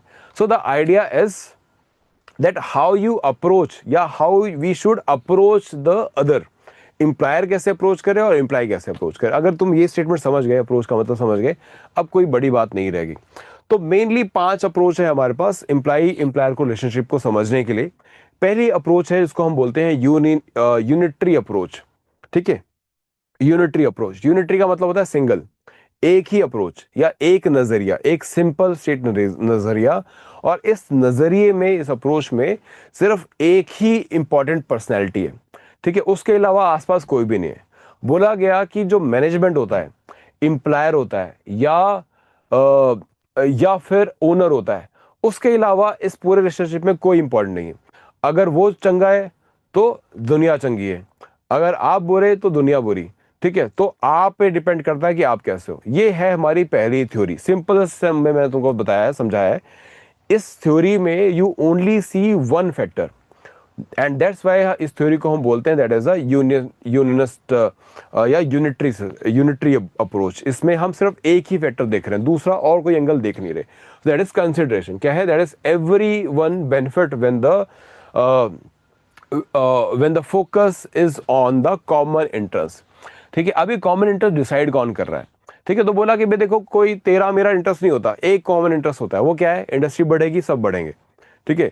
अगर इंडस्ट्री ग्रोथ कर रही है तो मालिक को प्रॉफिट मिल रहा है, एम्प्लॉय को वेजेस मिल रहे हैं। अगर इंडस्ट्री ग्रोथ नहीं करेगी तो मालिक का प्रॉफिट नहीं आएगा, एम्प्लॉय को वेजेस नहीं मिलेंगे। सीधी सी सिंपल बात है, ठीक है। तो बात आई कि भाई क्या कॉन्फ्लिक्ट हो सकता है, तो देखो कि भाई देखो कॉन्फ्लिक्ट जो है वो कभी कभार हो जाता है, टेम्परेरी है, ठीक है। The keyword here is temporary, कि टेम्परेरी होता है। तो मतलब कोई गलती नहीं है एम्प्लॉयर की, ये हो जाता है कभी कभार। क्यों होता है? Now this is very important, because of the poor management. ये आपको एग्जाम में आता है स्टेटमेंट की फॉर्म में, कि जो यूनिटरी अप्रोच है, how it sees the conflict, ठीक है, ये एज इट इज आता है। सो मैनेजमेंट, तो इसीलिए मैं आपको एक कीवर्ड्स दे रहा हूं। तो मैनेजमेंट जो है यहाँ पर जो यूनिटरी अप्रोच है वो कहती है कि भाई कॉन्फ्लिक्ट होता है लेकिन टेम्परेरी होता है, हमेशा की बात नहीं होती, कभी कभी हो जाता है। क्यों हो जाता है? क्योंकि पुअर मैनेजमेंट है, क्योंकि कहीं कई बार मैनेजमेंट गलती कर जाता है उसकी वजह से, ठीक है। नाउ सो देन फोकस किस पे होना चाहिए? ऑर्गेनाइजेशनल कल्चर पे होना चाहिए। ऑर्गेनाइजेशनल कल्चर पे फोकस करेंगे अगर आपकी ऑर्गेनाइजेशन का सिस्टम ठीक रखेंगे, रूल क्लियर रखेंगे, इंसेंटिव का प्रोग्राम क्लियर रखेंगे, टाइमिंग क्लियर रखेंगे ऑफिस आने जाने की, ओवर टाइम है तो कितने देर का है, पहले बताया कि नहीं बताया, ये सारी क्लैरिटी अगर आप रखेंगे तो कोई कॉन्फ्लिक्ट नहीं है। तो बताया, तो बात इसका कंक्लूजन क्या निकला? दैट इज कॉन्फ्लिक्ट होता है सिर्फ और सिर्फ मैनेजमेंट की वजह से। अगर मैनेजमेंट अच्छी है तो नो कॉन्फ्लिक्ट, अगर मैनेजमेंट खराब है तो conflict. That is only one factor, that is a management, ठीक है। ये है मेन बात जो समझने की यूनिटी अप्रोच में, that is seeing the whole of the idea from one direction, ठीक है। अब तो मैनेजमेंट का इसमें काम क्या रहेगा? So management will is the only authority, soul authority. Worker का कोई रोल नहीं है, गवर्नमेंट का कोई रोल नहीं है, एक्सटर्नल फैक्टर का कोई रोल नहीं है, ठीक है। बाहर से कोई चीजें इंपैक्ट नहीं करती। लेकिन ऐसे जैसे भी हमने बोला कि फैक्टर्स कितने सारे इफेक्ट करने वाले हैं, सोशो साइकोलॉजिकल है, इमोशनल है, एथिकल है, इकोनॉमिक है, आइडियोलॉजिकल है। तो ये थ्योरी उस चीज पर खरी नहीं उतरती। ये थ्योरी बहुत पुरानी थ्योरी है, ये करेक्ट थ्योरी नहीं है। So that is the idea. So that is, तो बात आई कि भाई क्या यूनियन की जरूरत है? तो यूनिटरी वाले बोलेंगे, क्योंकि ये तो मैनेजमेंट की बात करते हैं, तो बोलेंगे कि भाई आपको किसी भी तरह की यूनियन की कोई जरूरत नहीं होती, क्योंकि यूनियन एक्चुअली प्रॉब्लम की जड़ है। क्योंकि यूनियन होगी तो ये लड़ाइयां लगवाएगी, अगर यूनियन नहीं होगी तो मैनेजमेंट अपने आप चीजें संभाल लेगा, ठीक है। तो this is the idea regarding the union. So that is the idea कि there is only one thing which is required, that is economic purpose. अगर वो ठीक है तो कोई और दिक्कत नहीं आएगी। सोल्यूशन क्या है? तो क्योंकि ये डिस्प्यूट क्यों आया? बिकॉज टेम्पररी इशू थे, बिकॉज टेम्पररी डिफिकल्टीज आ गई उसकी वजह से। और ये क्यों आई? बिकॉज ठीक से कम्युनिकेशन नहीं हुआ आपस में, मैनेजमेंट ठीक से कम्युनिकेट नहीं कर पाई, अपनी बात को रख नहीं पाई, इसलिए। तो सोल्यूशन क्या है? बेटर कम्युनिकेट कर दो। वर्कर की कोई और दिक्कत नहीं होती, उसको बता दो आपकी भाई 8 घंटे काम है, आज काम ज्यादा है, 2 घंटे एक्स्ट्रा करके जाना पड़ेगा, करोगे तो हमको आपको 2 घंटे का ओवर टाइम दे देंगे। उसको भी कोई दिक्कत नहीं है, उसको पता है कि भाई पहले बताया था, हम कर देंगे, कोई इशू नहीं है। लेकिन आप काम भी करा रहे हो, बता भी नहीं रहे, कहीं रजिस्टर पे लिख भी नहीं रहे कि भाई ओवर टाइम किया है, इसको इतना वेज मिलना है, महीने के एंड में इतना मिल जाएगा, पूरा मिला नहीं मिला, फिर उसकी वजह से तो कम्युनिकेशन का गैप आ गया, तो कॉन्फ्लिक्ट हो गया, ठीक है। सो जैसे कि भाई अगर आपने कम्युनिकेशन ठीक कर लिया तो there is no other problem, कोई ट्रेड यूनियन की जरूरत नहीं है। जो कॉन्फ्लिक्ट है वो टेम्परेरी है। ये कीवर्ड्स हैं जो इस बोर्ड पे लिखे हुए हैं, वो सारे कीवर्ड्स हैं। सो नाउ अब इसको अगर एक बात में कंक्लूज करें तो ये बेसिकली है कुछ ऐसा सी बात कि जैसे आपने एक ये सीरीज देखी होगी, इसमें एक डायलॉग आता है कि भाई कभी कभी लगता है अपन ही भगवान है। ये वैसा सा आइडिया कि भाई आपने बोल दिया कि भाई जो है वो मैनेजमेंट है, उसके अलावा कुछ भी नहीं है। कुछ अच्छा हो रहा है मैनेजमेंट हो रहा है, कुछ बुरा हो रहा है मैनेजमेंट हो रहा है, तो that is the only factor. तो this is the idea here, ठीक है। यस, बिल्कुल सही बात, दैट इज अहम ब्रह्मास्मि, ठीक है। अब तुम्हारा एएमसी भी तुम्हारे सिलेबस में आता है, इंडियन हिस्ट्री कल्चर। तो अहम ब्रह्मास्मि का जो फेज है, ये किसने दिया? तो शंकराचार्य ने दिया। शंकराचार्य ने बोला दुनिया में एक ही सच्चाई है, दैट इज अहम ब्रह्मास्मि, आप ही ब्रह्म हो। बस ये फर्क क्यों रह जाता है कि भगवान अलग है और मैं अलग हूँ, वो ये नॉलेज का, आपको नॉलेज नहीं मिली उसकी वजह से, ठीक है। So that is the idea here, that is the. तो यहाँ पे मैनेजमेंट भी ऐसी है कि भाई कहती है भाई सर्व ज्ञानी हूँ मैं, मुझे सब पता है। जो गलती मुझसे हुई या मेरी गलती की वजह से ही मैनेजमेंट वर्कर को तकलीफ होती है, कॉन्फ्लिक्ट होता है। अगर मैं गलती नहीं करूंगा, अच्छा मैनेजमेंट करूंगा, तो कोई गलती नहीं, तो कोई भी तकलीफ नहीं आएगी। तो that is the idea here, ठीक है। सो नाउ अब ये यूनिटी अप्रोच क्लियर हुआ। तो यहाँ पे आप एम्प्लॉय को बस एक मशीन का पार्ट समझते हो। यहाँ पे एम्प्लॉय की कोई पार्टिसिपेशन, उसके रोल की कोई बात नहीं है। यहाँ पे सारी और सारी बात मैनेजमेंट की है। तो सिर्फ एक फैक्टर है, इसलिए इसको यूनिटरी अप्रोच बोलते हैं। क्लियर हो गया सभी को? Bone of contention, bone of contention का मतलब होता है पूजा लड़ाई की जड़। जैसे हिंदी में फेज आता है लड़ाई की जड़ कौन है, तो इंग्लिश में उसको बोलते हैं बोन ऑफ कंटेंशन, कि भाई लड़ाई किसकी वजह से होती है, तो ट्रेड यूनियन की वजह से होती है। ये लड़ाई लगवाते हैं यूनिटी अप्रोच के हिसाब से, they are the one who instigate the fight. It's like one couple can solve issue by communication if third person don't interfere. ठीक है, वो बिल्कुल अलग बात है। अब वो तुम्हारी पर्सनल रिलेशनशिप की बात नहीं कर रहा मैं यहाँ पे। ठीक है जी, यूनिटरी अप्रोच डन है।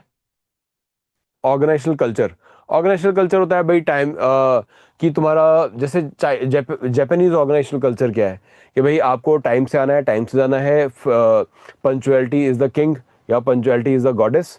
ठीक है, तो वहाँ पे आप पंचुअलिटी को सबसे ऊपर मानते हो। इंडिया में आपका एक तो इंडियन स्टैंडर्ड टाइम है, ठीक है, उस इंडियन स्टैंडर्ड टाइम में भी 9 बजे का मतलब है 9:15। ठीक है, कि भाई 9 बजे का टाइम पे अगर 9:15 पहुंच गया तो यू विल से कि मैं टाइम पे पहुंचा। तो ये है आपकी ऑर्गेनाइजेशन वैल्यूज। ठीक है, so that is the idea. Third person मतलब ट्रेड यूनियन, हाँ जी, ओके जी, कह सकते हो। डन है जी, आगे बढ़ते हैं। नाउ नेक्स्ट थ्योरी है हमारी, या नेक्स्ट अप्रोच है जिसको बोलते हैं प्लूरलिस्ट अप्रोच। प्लूरलिस्ट अप्रोच का मतलब है जहां पर एक से ज्यादा फैक्टर आ गया, प्लूरल। ठीक है, that is more than one, two या मोर देन टू का आइडिया यहाँ पे रहता है। इसको एक और भी नाम से जाना जाता है, एक थ्योरिस्ट है उनके नाम से, that is the Flanders, Flanders theory या फ्लेंडर्स अप्रोच।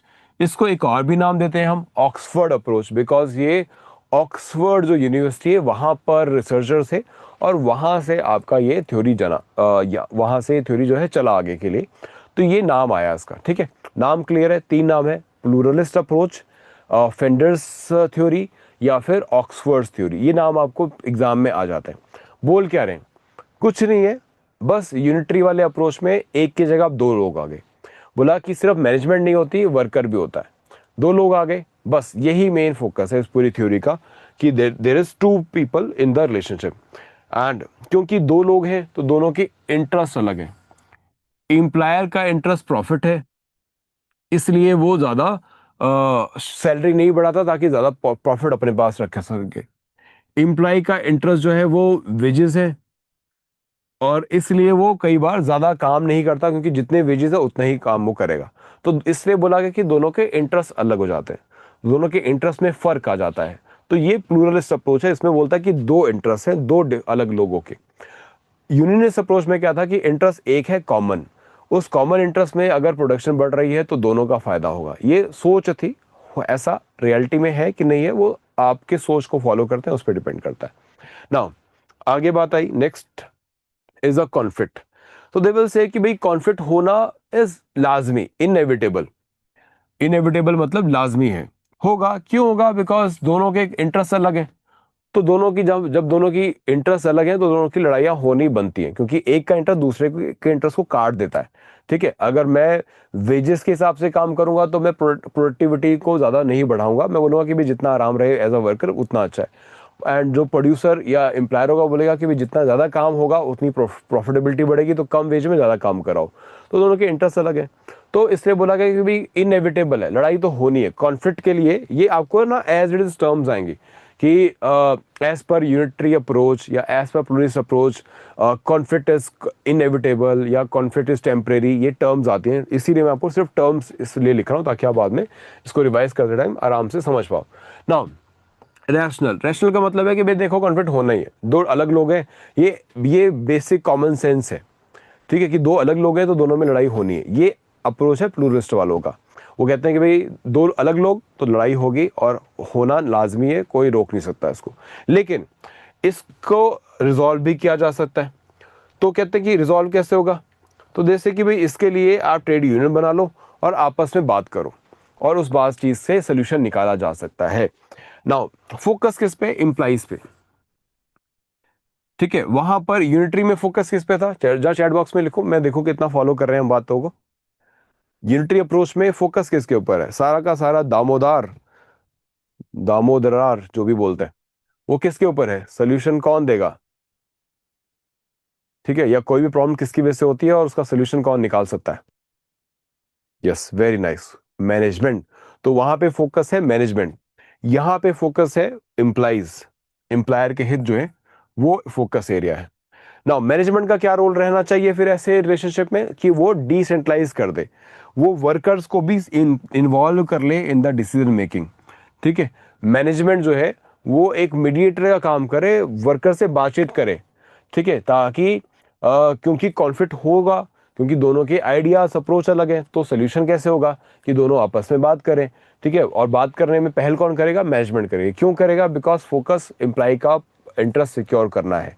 ठीक है, now so they will say इसलिए हमें एम्प्लॉय, इसलिए हमको जो है ट्रेड यूनियन भी चाहिए, बिकॉज ट्रेड यूनियन जो है वो प्रोटेक्ट करती है इंटरेस्ट किसके, वर्कर के, वर्कर के इंटरेस्ट को वो प्रोटेक्ट करती है, इसलिए हमको ट्रेड यूनियन चाहिए। तो मतलब जो प्लूरलिस्ट अप्रोच है, जो ऑक्सफोर्ड अप्रोच है या फ्लेंडर्स अप्रोच है, इट सेज कि there is need for trade union. Union approach ने बोला था कि कोई जरूरत नहीं है, बोन ऑफ कंटेंशन है, दिक्कत करेंगे, आग लगाते हैं, आग में घी डालने का काम करते हैं। लेकिन यहाँ पे यूनियन अप्रोच, यहाँ पे प्लूरलिस्ट अप्रोच कहती है कि भाई नहीं चाहिए। क्यों चाहिए, because eventually they help in the communication, आपसी कम्युनिकेशन के लिए जरूरी है, एंड एम्प्लॉई के इंटरेस्ट को सिक्योर करने के लिए जरूरी है, बिकॉज इनका मेन जो आइडिया है वो एम्प्लॉई के इंटरेस्ट के अराउंड है। ठीक है, that is the next idea. आगे बढ़ते हैं, सोल्यूशन क्या है। सो कलेक्टिव बार्गेनिंग, ट्रेड यूनियन जो होगी वो आपसी बातचीत करेगी। कलेक्टिव मतलब एम्प्लॉइज को सबको साथ लेके आएगी, और कुछ अपनी जायज़ डिमांडों के साथ की लिस्ट बनाएगी, और वो जायज़ डिमांड्स की एक लिस्ट बनाएगी, और वो डिमांड्स जो है वो फिर ट्रेड यूनियन के रिप्रेजेंटेटिव जो है मैनेजमेंट के सामने बैठेंगे। अब अगर एक कल अकेला वर्कर चला जाता कि भाई आप जो है मुझे मेरी सैलरी बढ़ा दो, पिछले 4 साल से नहीं बढ़ी, इतनी इन्फ्लेशन होगी एंड ऑल, तो एम्प्लॉय कहता है कि भाई कहीं और चले जाओ, फिर आपको नहीं अगर सूट कर रहा, तो एज अ सिंगल आपकी कोई बार्गेनिंग पावर नहीं है, आपकी कोई भी किसी भी तरह से अपनी बात को मजबूती से रखने की कोई पावर नहीं है। लेकिन ऑन द अदर हैंड अगर मैं अपनी ट्रेड यूनियन के थ्रू जाता हूं, तो पीछे मेरे 400 लोग और भी हैं, चाहे ट्रेड यूनियन के 2 लोग उस टेबल पे बैठे मैनेजमेंट के साथ, लेकिन मैनेजमेंट को पता है कि भाई इनकी बातें अगर हमने नहीं मानी या नहीं सुनी एटलीस्ट, तो ये लोग स्ट्राइक पे चले जाएंगे। तो आपकी बार्गेनिंग पावर बन जाती है, इसको बोलते हैं कलेक्टिव बार्गेनिंग। ठीक है, so this is a very important term, हम आगे भी यूज करते रहेंगे इसको। तो that is the idea as per the pluralist approach, जिसमें कॉन्सिलिएशन भी है, जिसमें आर्बिट्रेशन भी है। ये कॉन्सिलिएशन और आर्बिट्रेशन क्या होती है ये हम समझेंगे जब इंडस्ट्रियल डिस्प्यूट एक्ट करेंगे, उसमें ये दोनों टर्म्स आएंगे। जनरल इंग्लिश के फेज में अगर आपको बताऊं, कॉन्सिलिएशन की आपस में समझौता करवाना, आर्बिट्रेशन आपस में एक सोल्यूशन निकालना, जैसे कोई थर्ड पार्टी करता है। ठीक है, कॉन्सिलिएशन आप आपस में बैठ के करते हो, आर्बिट्रेशन तीसरा कोई बिठाते हो आप बीच में मध्यस्थता करने के लिए। ठीक है, ये है idea regarding the solution. Now ji आगे बढ़ते हैं प्लूरिस्ट के बाद। So now next we have the Marxian view. बड़ा ज्यादा आग या दुनिया में बहुत ज्यादा जोश भरने वाली थ्योरी है ये, मार्क्सियन व्यू। कार्ल मार्क्स का नाम आपने सुना होगा। कार्ल मार्क्स एक ऐसे थिंकर हुए जिनकी बुक ने दुनिया में इतना ज्यादा लोगों को उकसाया कि कंट्रीज लड़ पड़ी आपस में। कम्युनिज्म एक नई फिलॉसफी निकल आई। ठीक है, सोशल एक कम्युनिज्म का पूरा एक प्रोसेस चला। कैपिटलिस्ट सोसाइटी एक नाम आया, आपस में बहुत सारी झगड़े हुए ना। अब मैं उस पूरी थ्योरी में नहीं जाऊंगा, वो कार्ल मार्क्स का अलग थ्योरी है, उसमें बहुत सारी चीजें आती हैं। बट अभी इसको लेबर लॉ या इंडस्ट्रियलाइजेशन के कॉन्टेक्स्ट में रखते हैं। कार्ल मार्क्स ने बोला देखो, वर्कर जो है वो 2 जगह से मार खाता है। और क्यों खाता है मार, क्योंकि उसको सारा का सारा जो सिस्टम है वो कैपिटलिस्ट कंट्रोल करता है। जो पहले जमींदार हुआ करते थे, आज ये जो बन गए हैं इंडस्ट्रियलिस्ट बन गए। ठीक है, ये मार खाते हैं दोनों तरफ। जैसे एक नॉर्मल भी इंडिया में हम बोलते हैं ना कि भाई आप तो इनकम टैक्स पे करते हो, लेकिन जो कैपिटलिस्ट है वो तो कॉर्पोरेट टैक्स भी बहुत कम पे करता है, प्लस इनकम टैक्स को पे ही नहीं करता, बिकॉज वो दिखाता है मैं इनकम लेता ही नहीं हूँ, तो मेरा इनकम टैक्स कैसा। तो वहां पर भी जो मिडिल क्लास है वो मार खा रहा है। ठीक है, सो इस इमेज में ये कार्टून हिस्टोरिक कार्टून है, कोई नया कार्टून नहीं है, हिस्टोरिक सिग्निफिकेंस है इस कार्टून की।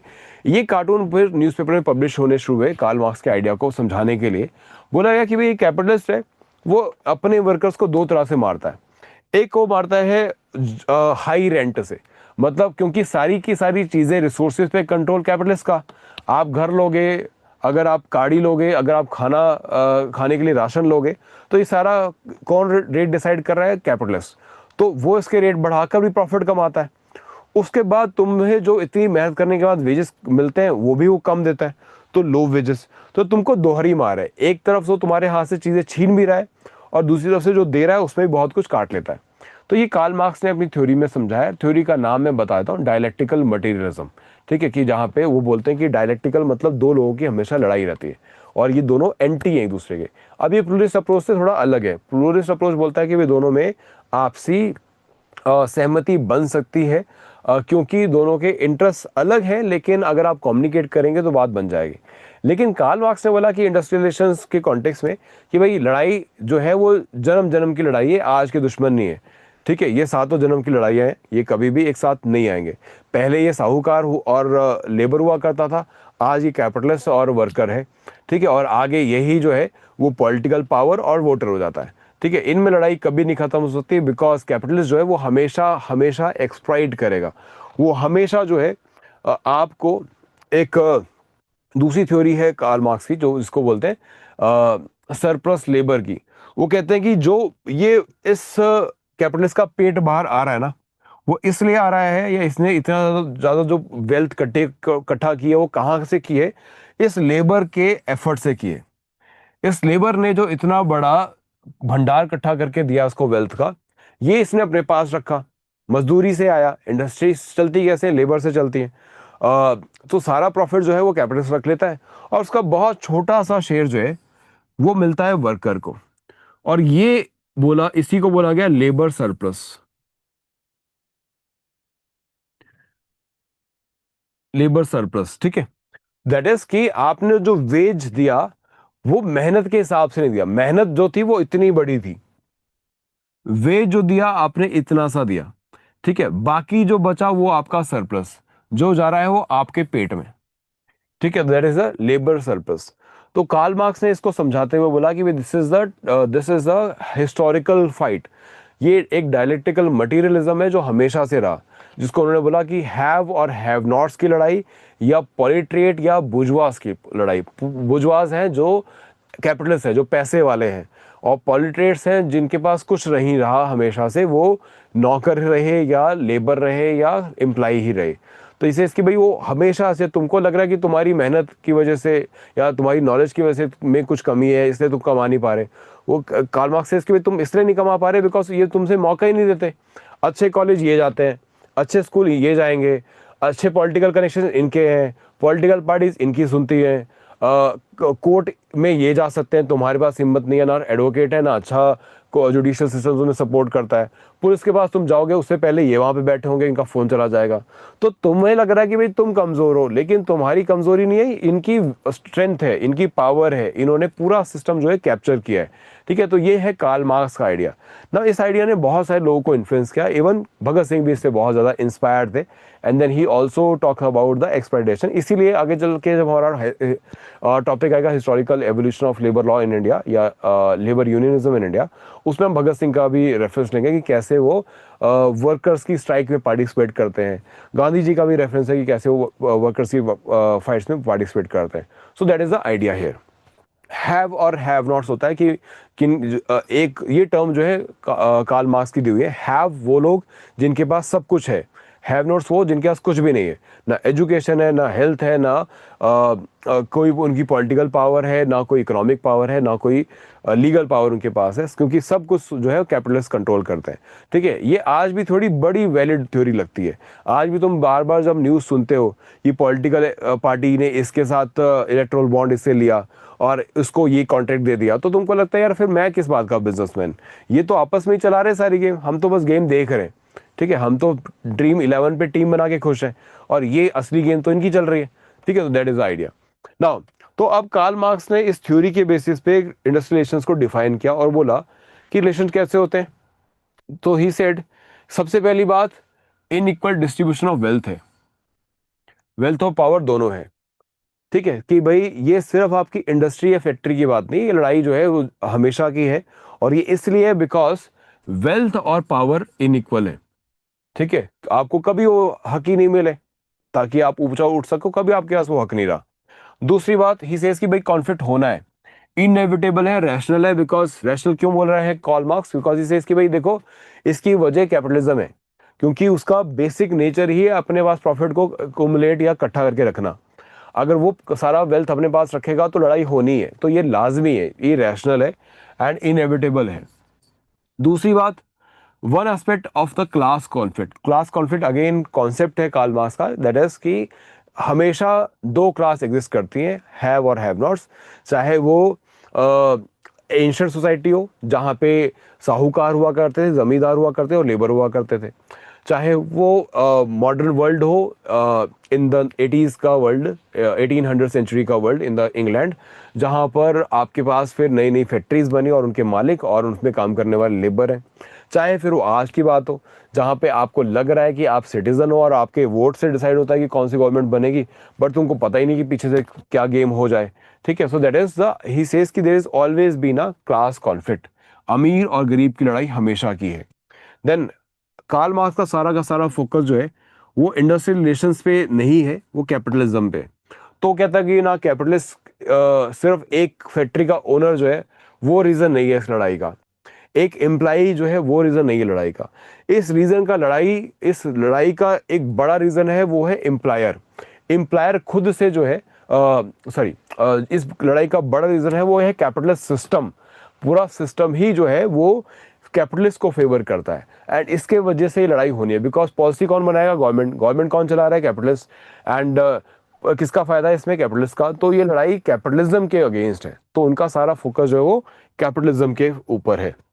Now next he talks about कि इसमें मैनेजमेंट का क्या रोल है। तो इसे इसकी भी मैनेजमेंट तो सिंपल एक टूल है, वो तो एक इंडस्ट्रियल कैपिटलिज्म को बढ़ाने का तरीका है, डायलेक्टिकल मटेरियलिज्म जो मैं अभी आपको वर्ड बताया वो है और कुछ नहीं। और मैनेजमेंट सिर्फ और सिर्फ एक काम के लिए काम एक चीज पर फोकस करती है, वो है सरप्लस लेबर। कि आपको कम वेज देके जितना भी वो बचा पाए वो उनका प्रॉफिट है। तो आपका पेट काट करके जो बचेगा वो उनका प्रॉफिट है। इस करके एम्प्लॉय और एम्प्लॉयर में कभी नहीं बन सकती, ये लड़ाई जारी रहनी है। और ये कब तक जारी रहनी है? सो कार्ल मार्क्स सेज कि भाई इसका सोल्यूशन सिर्फ एक है, दैट इज की रेवोल्यूशन, टोटल रेवोल्यूशन। कुछ नहीं होगा आपके धरना प्रदर्शन स्ट्राइक वगैरह से। एक एम्प्लॉयर ठीक हो जाएगा, एक फैक्ट्री ठीक हो जाएगी, लेकिन सिस्टम ठीक नहीं होगा, ये बैकफायर करेगा या तुम्हारे लौट के तुम्हें फिर मारेगा। ठीक है, तो एक ही तरीका है इससे बचने का, दैट इज आप टोटल रेवोल्यूशन कर दो, एक संघर्ष शुरू करो जिसमें पॉलिटिकल सिस्टम को उखाड़ फेंको, जिसमें आप एडमिनिस्ट्रेटिव सिस्टम को उखाड़ फेंको। क्योंकि ये political system, administrative system, legal system, ये सब जो है ये कैपिटलिस्ट का बनाया हुआ स्ट्रक्चर है। और जिस दिन तुम ये उखाड़ फेंकोगे तब आएगा द कंट्रोल और डिक्टेटरशिप ऑफ पॉलिट्रेट्स। ठीक है, जो गरीब तबका है उसका कंट्रोल आएगा, उसकी डिक्टेटरशिप आएगी। और जब इनकी डिक्टेटरशिप आएगी तो फाइनली एक सोसाइटी बनेगी जो इनके बताए गए रूल रेगुलेशन के हिसाब से होगी, जो लोगों के लिए होगी। एंड उसको बोला दैट इज क्लासलेस सोसाइटी, जिसमें आपको कोई किसी भी तरह के रूल या बहुत ज़्यादा रूल रेगुलेशन की ज़रूरत नहीं पड़ेगी, किसी तरह की बहुत सारा रिस्ट्रिक्शन की ज़रूरत नहीं पड़ेगी। And every one have the equality in the society. ठीक है, that is the idea of the class less society. ठीक है, सो ये था कार्ल मार्क्स का आइडिया, जिसमें कई सारे, दैट्स व्हाई आई सेड कि भाई बहुत सारे कंट्रीज जैसे यूएसएसआर उसने इस फिलॉसफी को फॉलो किया। ठीक है, या इस फिलॉसफी पे चलने की कोशिश की, बाद में मूव करके सोशलिज्म पे आ जाते हैं वो।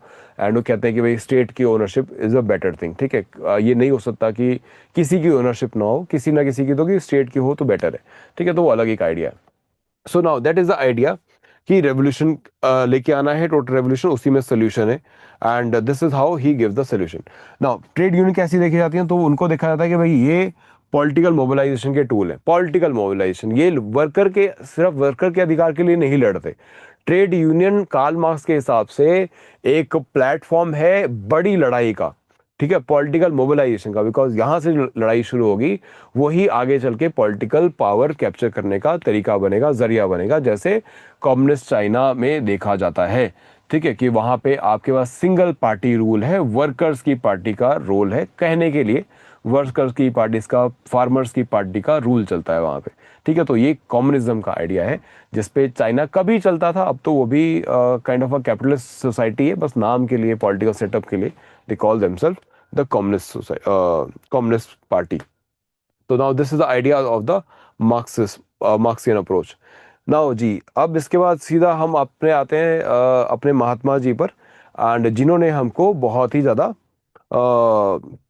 एक ऐसा आइडिया दिया जहाँ पे सब कुछ देखने में अच्छा लगता है, सुहाना लगता है, और ऐसा लगता है कि भाई एक इंसान दूसरे इंसान के लिए हमेशा भला ही चाहता है। ठीक है, ये है गांधीयन अप्रोच, जहाँ पे आप सामने वाले को अपना दुश्मन नहीं देखते जैसे कार्ल मार्क्स देता है। ये बिल्कुल उसके अपोजिट अप्रोच है, लिबरल अप्रोच। ये साशी,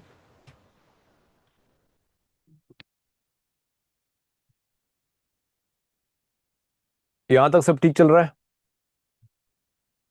ओके जी, चलो जी, तो देखते हैं अब यहाँ पे थ्योरी पर आते हैं नाउ।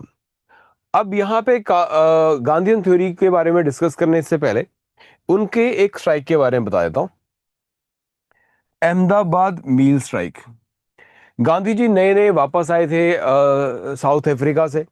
अब वो ढूंढ रहे थे कि जो मैंने एक्सपेरिमेंट साउथ अफ्रीका में किए मैं उसको इंडिया में कैसे इंप्लीमेंट करूं, बिकॉज अहमदाबाद से बिलोंग करते थे। तो अहमदाबाद जब आते तो वहाँ पे बहुत सारे लोगों की उनकी एक्सपेक्टेशन है उनके साथ। एक्सपेक्टेशन क्या है कि भाई गांधी जी जो है वो लेबर के हितों के लिए लड़ेंगे।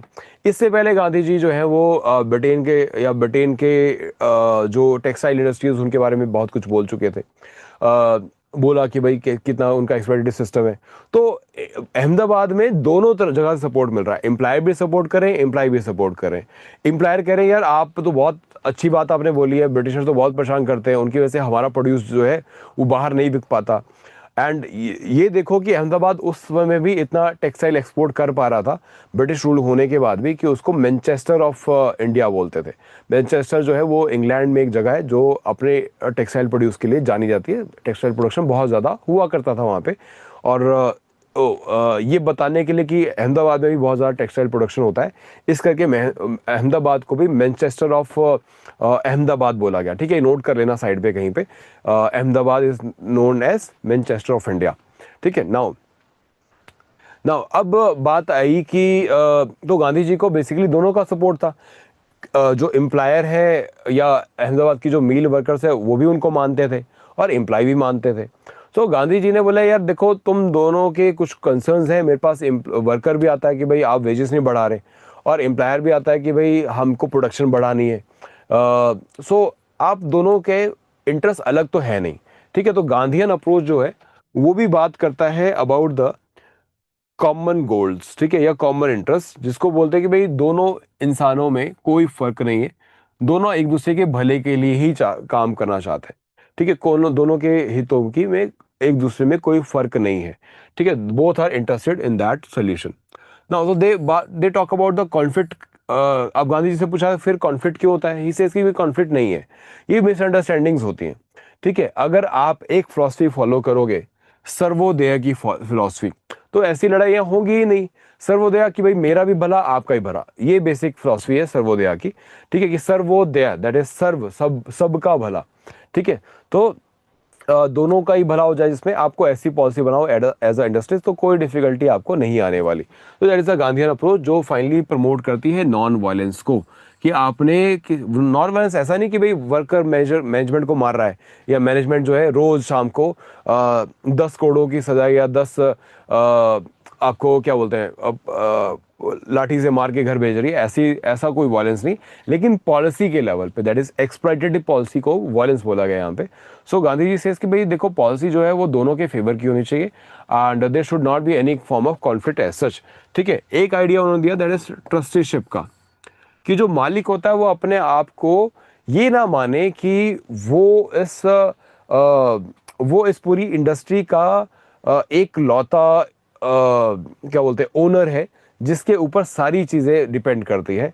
वो गांधी जी बोलते हैं कि भाई अगर आप मालिक समझ रहे हो अपने आप को, अगर आप ओनर समझ रहे हो, तो आपको ये समझना है कि हमेशा आपके पास ये रहेगा नहीं। जैसे शरीर आपके पास हमेशा नहीं है, आपकी फैक्ट्री भी आपके पास हमेशा नहीं रहेगी। तो गांधी जी एक्सपीरियंस की भाई देखो आप इसको ट्रस्टीशिप की तरह देखो, कि आपको एक काम मिला है, एक काम मिला है, एक हैसियत मिली है कि आप सर्वोदय कर सकते हो।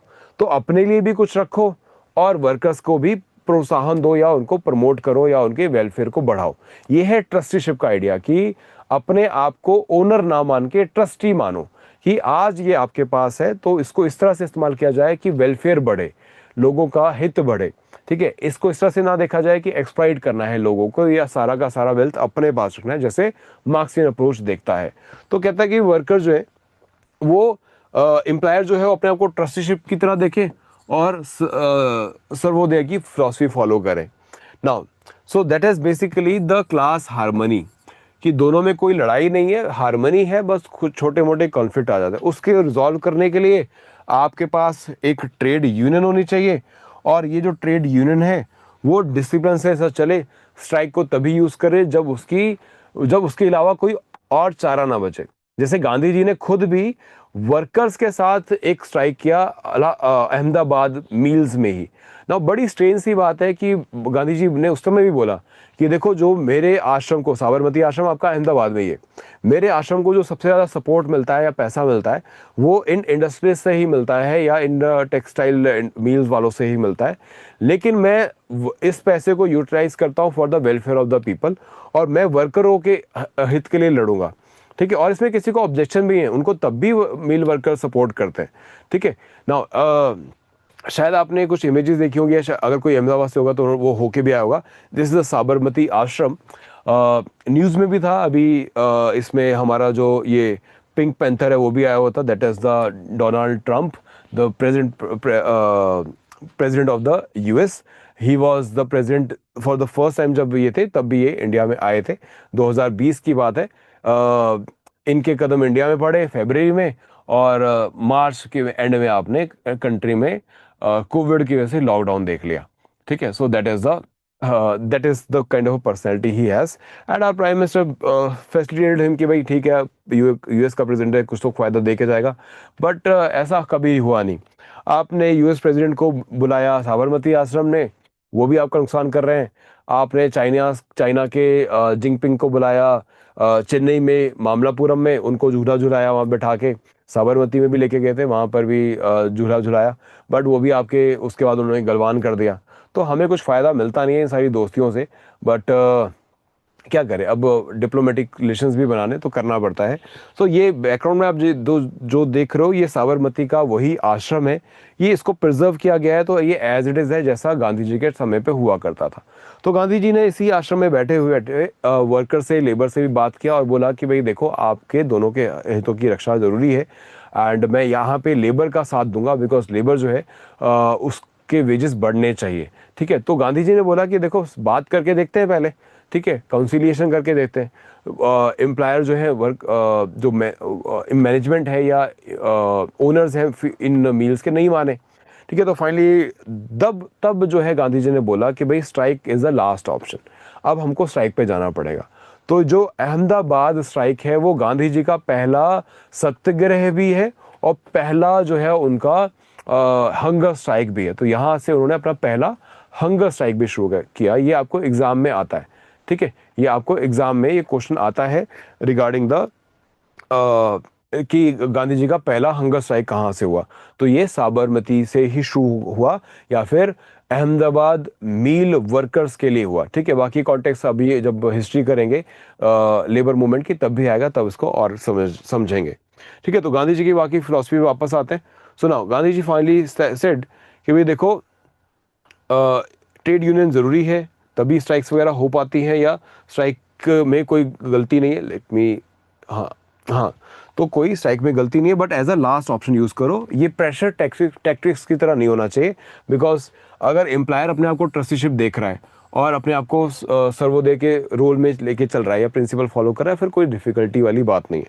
ठीक है, that is the idea. So his solution is the theory of the trusteeship. ये है theory of the Gandhi ji. ठीक है, ये है गांधीयन अप्रोच। ठीक है, ओके जी, क्लियर है। Now not not to worry, topic खत्म करेंगे। बाकी डाउट के लिए मैं आपको हैंड आउट दे दूंगा, आप अगर बाद में चाहिए डाउट सेशन तो कोई बात नहीं, हम बाद में भी कर लेंगे। ठीक है, ओके जी, तो ये है हमारी theory. Now coming to the last theory. अब ये जो मेन थ्योरीज है इनमें मैंने कंपैरिजन दे दिया है। एक कंपैरेटिव टेबल देख लेना, जो भी अभी तक हमने डिस्कस किया है आपको सिंपल टर्म से समझाने के लिए ये टेबल है। कोई ज़्यादा डिफिकल्टी नहीं है, हैंड आउट पूरा मिलेगा। 12-13 पेज का हैंड आउट है, लेकिन उसमें कोई टेंशन वाली बात नहीं है। मैंने ये सारी बात सम अप कर दी है। इतना टेबल भी ध्यान में रखोगे तो क्वेश्चन इसमें आने वाले जो दो तीन क्वेश्चन होते हैं वो इजीली सॉल्व हो जाएंगे, बिल्कुल सिंपल स्ट्रेट क्वेश्चन आते हैं। कुछ क्वेश्चंस मैंने प्रैक्टिस के लिए आपको दिए भी हैं। अगर ये टेबल क्लियर रहेगा तो क्वेश्चन में कोई गड़बड़ आप नहीं करोगे, और बाकी हैंडआउट तो है ही है, डिटेल में एक बार पढ़ लेंगे तो कोई डाउट और नहीं रहेगा आपको। ठीक है जी, ओके, आगे बढ़ते हैं। नाउ अब इसके बाद हमारे पास कुछ और भी थ्योरीज हैं। इन थ्योरीज को आपने एक बार हैंडआउट से पढ़ना है, ये इतनी इंपॉर्टेंट थ्योरीज नहीं है लेकिन कुछ कुछ आपको एग्जाम में आती है। जो आज हम क्लास में यहीं तक थ्योरीज करेंगे। इसके इन थ्योरीज को आगे बढ़ाने के लिए मैं आपको हैंडआउट दे दूंगा। इफ़ यू फील लाइक ये क्लास में डिस्कस करना है तो क्लास में हम नेक्स्ट इसका अप्रोचेस का नेक्स्ट पार्ट कर लेंगे, और ये थ्योरी जो है हम नेक्स्ट सेशन में डिस्कस कर लेंगे ऑन मंडे। मंडे को भी 7 बजे आपकी क्लास रहेगी, लाइव क्लास हम कर रहे हैं तो उसमें आपके रहेंगे। ठीक है जी, अब मुझे बताओ ये चारों थ्योरी जो हमने की अभी तक, ये क्लैरिटी है इन सब में? इनमें कहीं पे कोई डाउट, कोई क्वेश्चन, कोई क्वेरी है तो? ठीक है, तो क्लास तो हमने टॉपिक तो हमने कवर अप कर लिया है यहाँ तक। अब इसमें कोई डाउट क्वेश्चन रह गया है आपका तो then you can ask, and otherwise if you want to go तो आप जा सकते हैं। ठीक है, जिनके डाउट्स हैं वो रुक जाएं, बाकी जो है वो जा सकते हैं। Hand out and PPT PDF जो है वो आपको आज ही मैं शेयर करवा दूंगा। अगर आज हो पाएगा very well and nice, otherwise tomorrow morning you will get it. Can we say any NPO worker for financial inclusion for workers as trusteeship?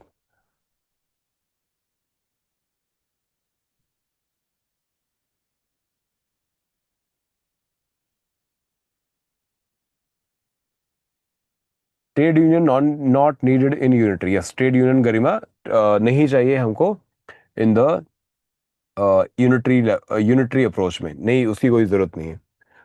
Okay जी, और किसी का कोई doubt? Parties in registration will be 6 including tribunals. Tribunal और court एक में ही आता है, एक में ही आता है वो। प्लूरस अप्रोच, क्या क्वेश्चन है इसका कोई?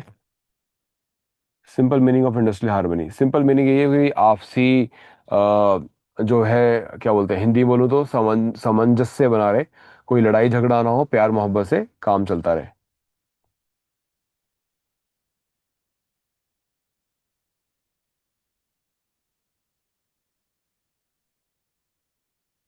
आपने प्रोड्यूस अप्रोच में फोकस का बताया था कि फोकस एम्प्लाई को प्रोटेक्शन करने का होता है, तो ये यूनियन से कैसे अलग है? यूनियन से आई गेस आप यूनिटरी अप्रोच कह रहे हो। यूनिटरी अप्रोच से अलग ऐसे, यूनिटरी अप्रोच में मैनेजमेंट पे फोकस है, एंड प्लूरल्स में आपका एम्प्लाई पे फोकस है, बस ये फर्क है। अब क्योंकि एम्प्लाई पे फोकस है तो एम्प्लाई के हितों पे फोकस है। एम्प्लाई के हित कैसे सिक्योर होंगे? वो होंगे जब आपके पास ट्रेड यूनियन होगी। ठीक है, अब यूनिटरी अप्रोच में मैनेजमेंट पे फोकस है तो बात है कि भाई मैनेजमेंट ही सब कुछ कर सकती है, उसको ट्रेड यूनियन की इंटरफेरेंस की जरूरत नहीं है। ठीक है, तो इसलिए वो बोलेंगे कि ट्रेड यूनियन की भी जरूरत नहीं है। ठीक है, industrial relation parties and stakeholders are same, हाँ जी हाँ जी, स्टेक होल्डर्स और पार्टी सेम होता है। ठीक है जी, और कोई क्वेश्चन क्वेरी रह गया? अच्छा, वैसे तो मेरे मुझे आपको इस पीपीटी पीडीएफ में मैं आपको प्रैक्टिस क्वेश्चन भी देने वाला हूँ, लेकिन अभी आप इसको प्रैक्टिस करने के लिए रहने देना। आपको जो बाकी मुझे लगता है एक और सेशन हम कर लेंगे, मंडे को आपकी नेक्स्ट क्लास कर लेंगे, उसमें आपके ये जो बाकी के थ्योरीज हैं इनको का भी मैं ओवरव्यू दे दूंगा, और जो थ्योरीज हमने कर ली हैं उनका हैंड आउट आपके पास रहेगा, इन सब का भी रहेगा। एक बार पढ़ाना आप, पढ़ने के बाद कोई भी डाउट क्वेश्चन रहेगा तो मंडे को पहले हम आपके डाउट्स क्वेश्चंस वगैरह को आंसर करते हुए फिर इन थ्योरीज पे आ जाएंगे। ठीक है, बिकॉज ये सिंपल टर्म्स है, बहुत डिफिकल्ट नहीं है, इसमें आराम से कवर अप की जा सकती है, आप समझ जाओगे। बस एक बार रीडिंग देनी है आपको। ठीक है, हैंड आउट से एक बार रीड कर लेना, संडे का टाइम है आपके पास, जितने भी हैंड आउट शेयर किए सारे पढ़ डालना आप। ठीक है, संडे को तो कोई क्लास नहीं होगी ना आपकी, मंडे क्लास रहेगी।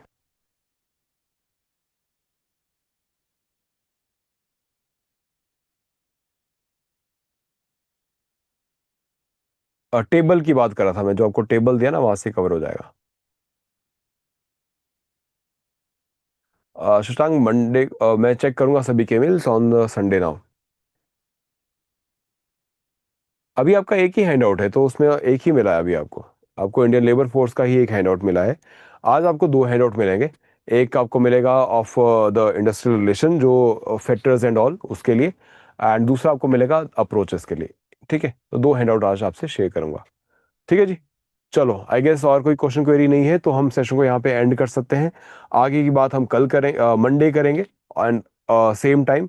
तो जो भी रिकॉर्ड देखने वाले हैं इस लेक्चर को उसको लाइव अटेंड करने की कोशिश करना, ताकि जो भी आपके डाउट क्वेश्चंस हैं वो मैं क्लास में ही सॉल्व कर दूं। ठीक है, चलो that's all for today. Thank you so much and good night.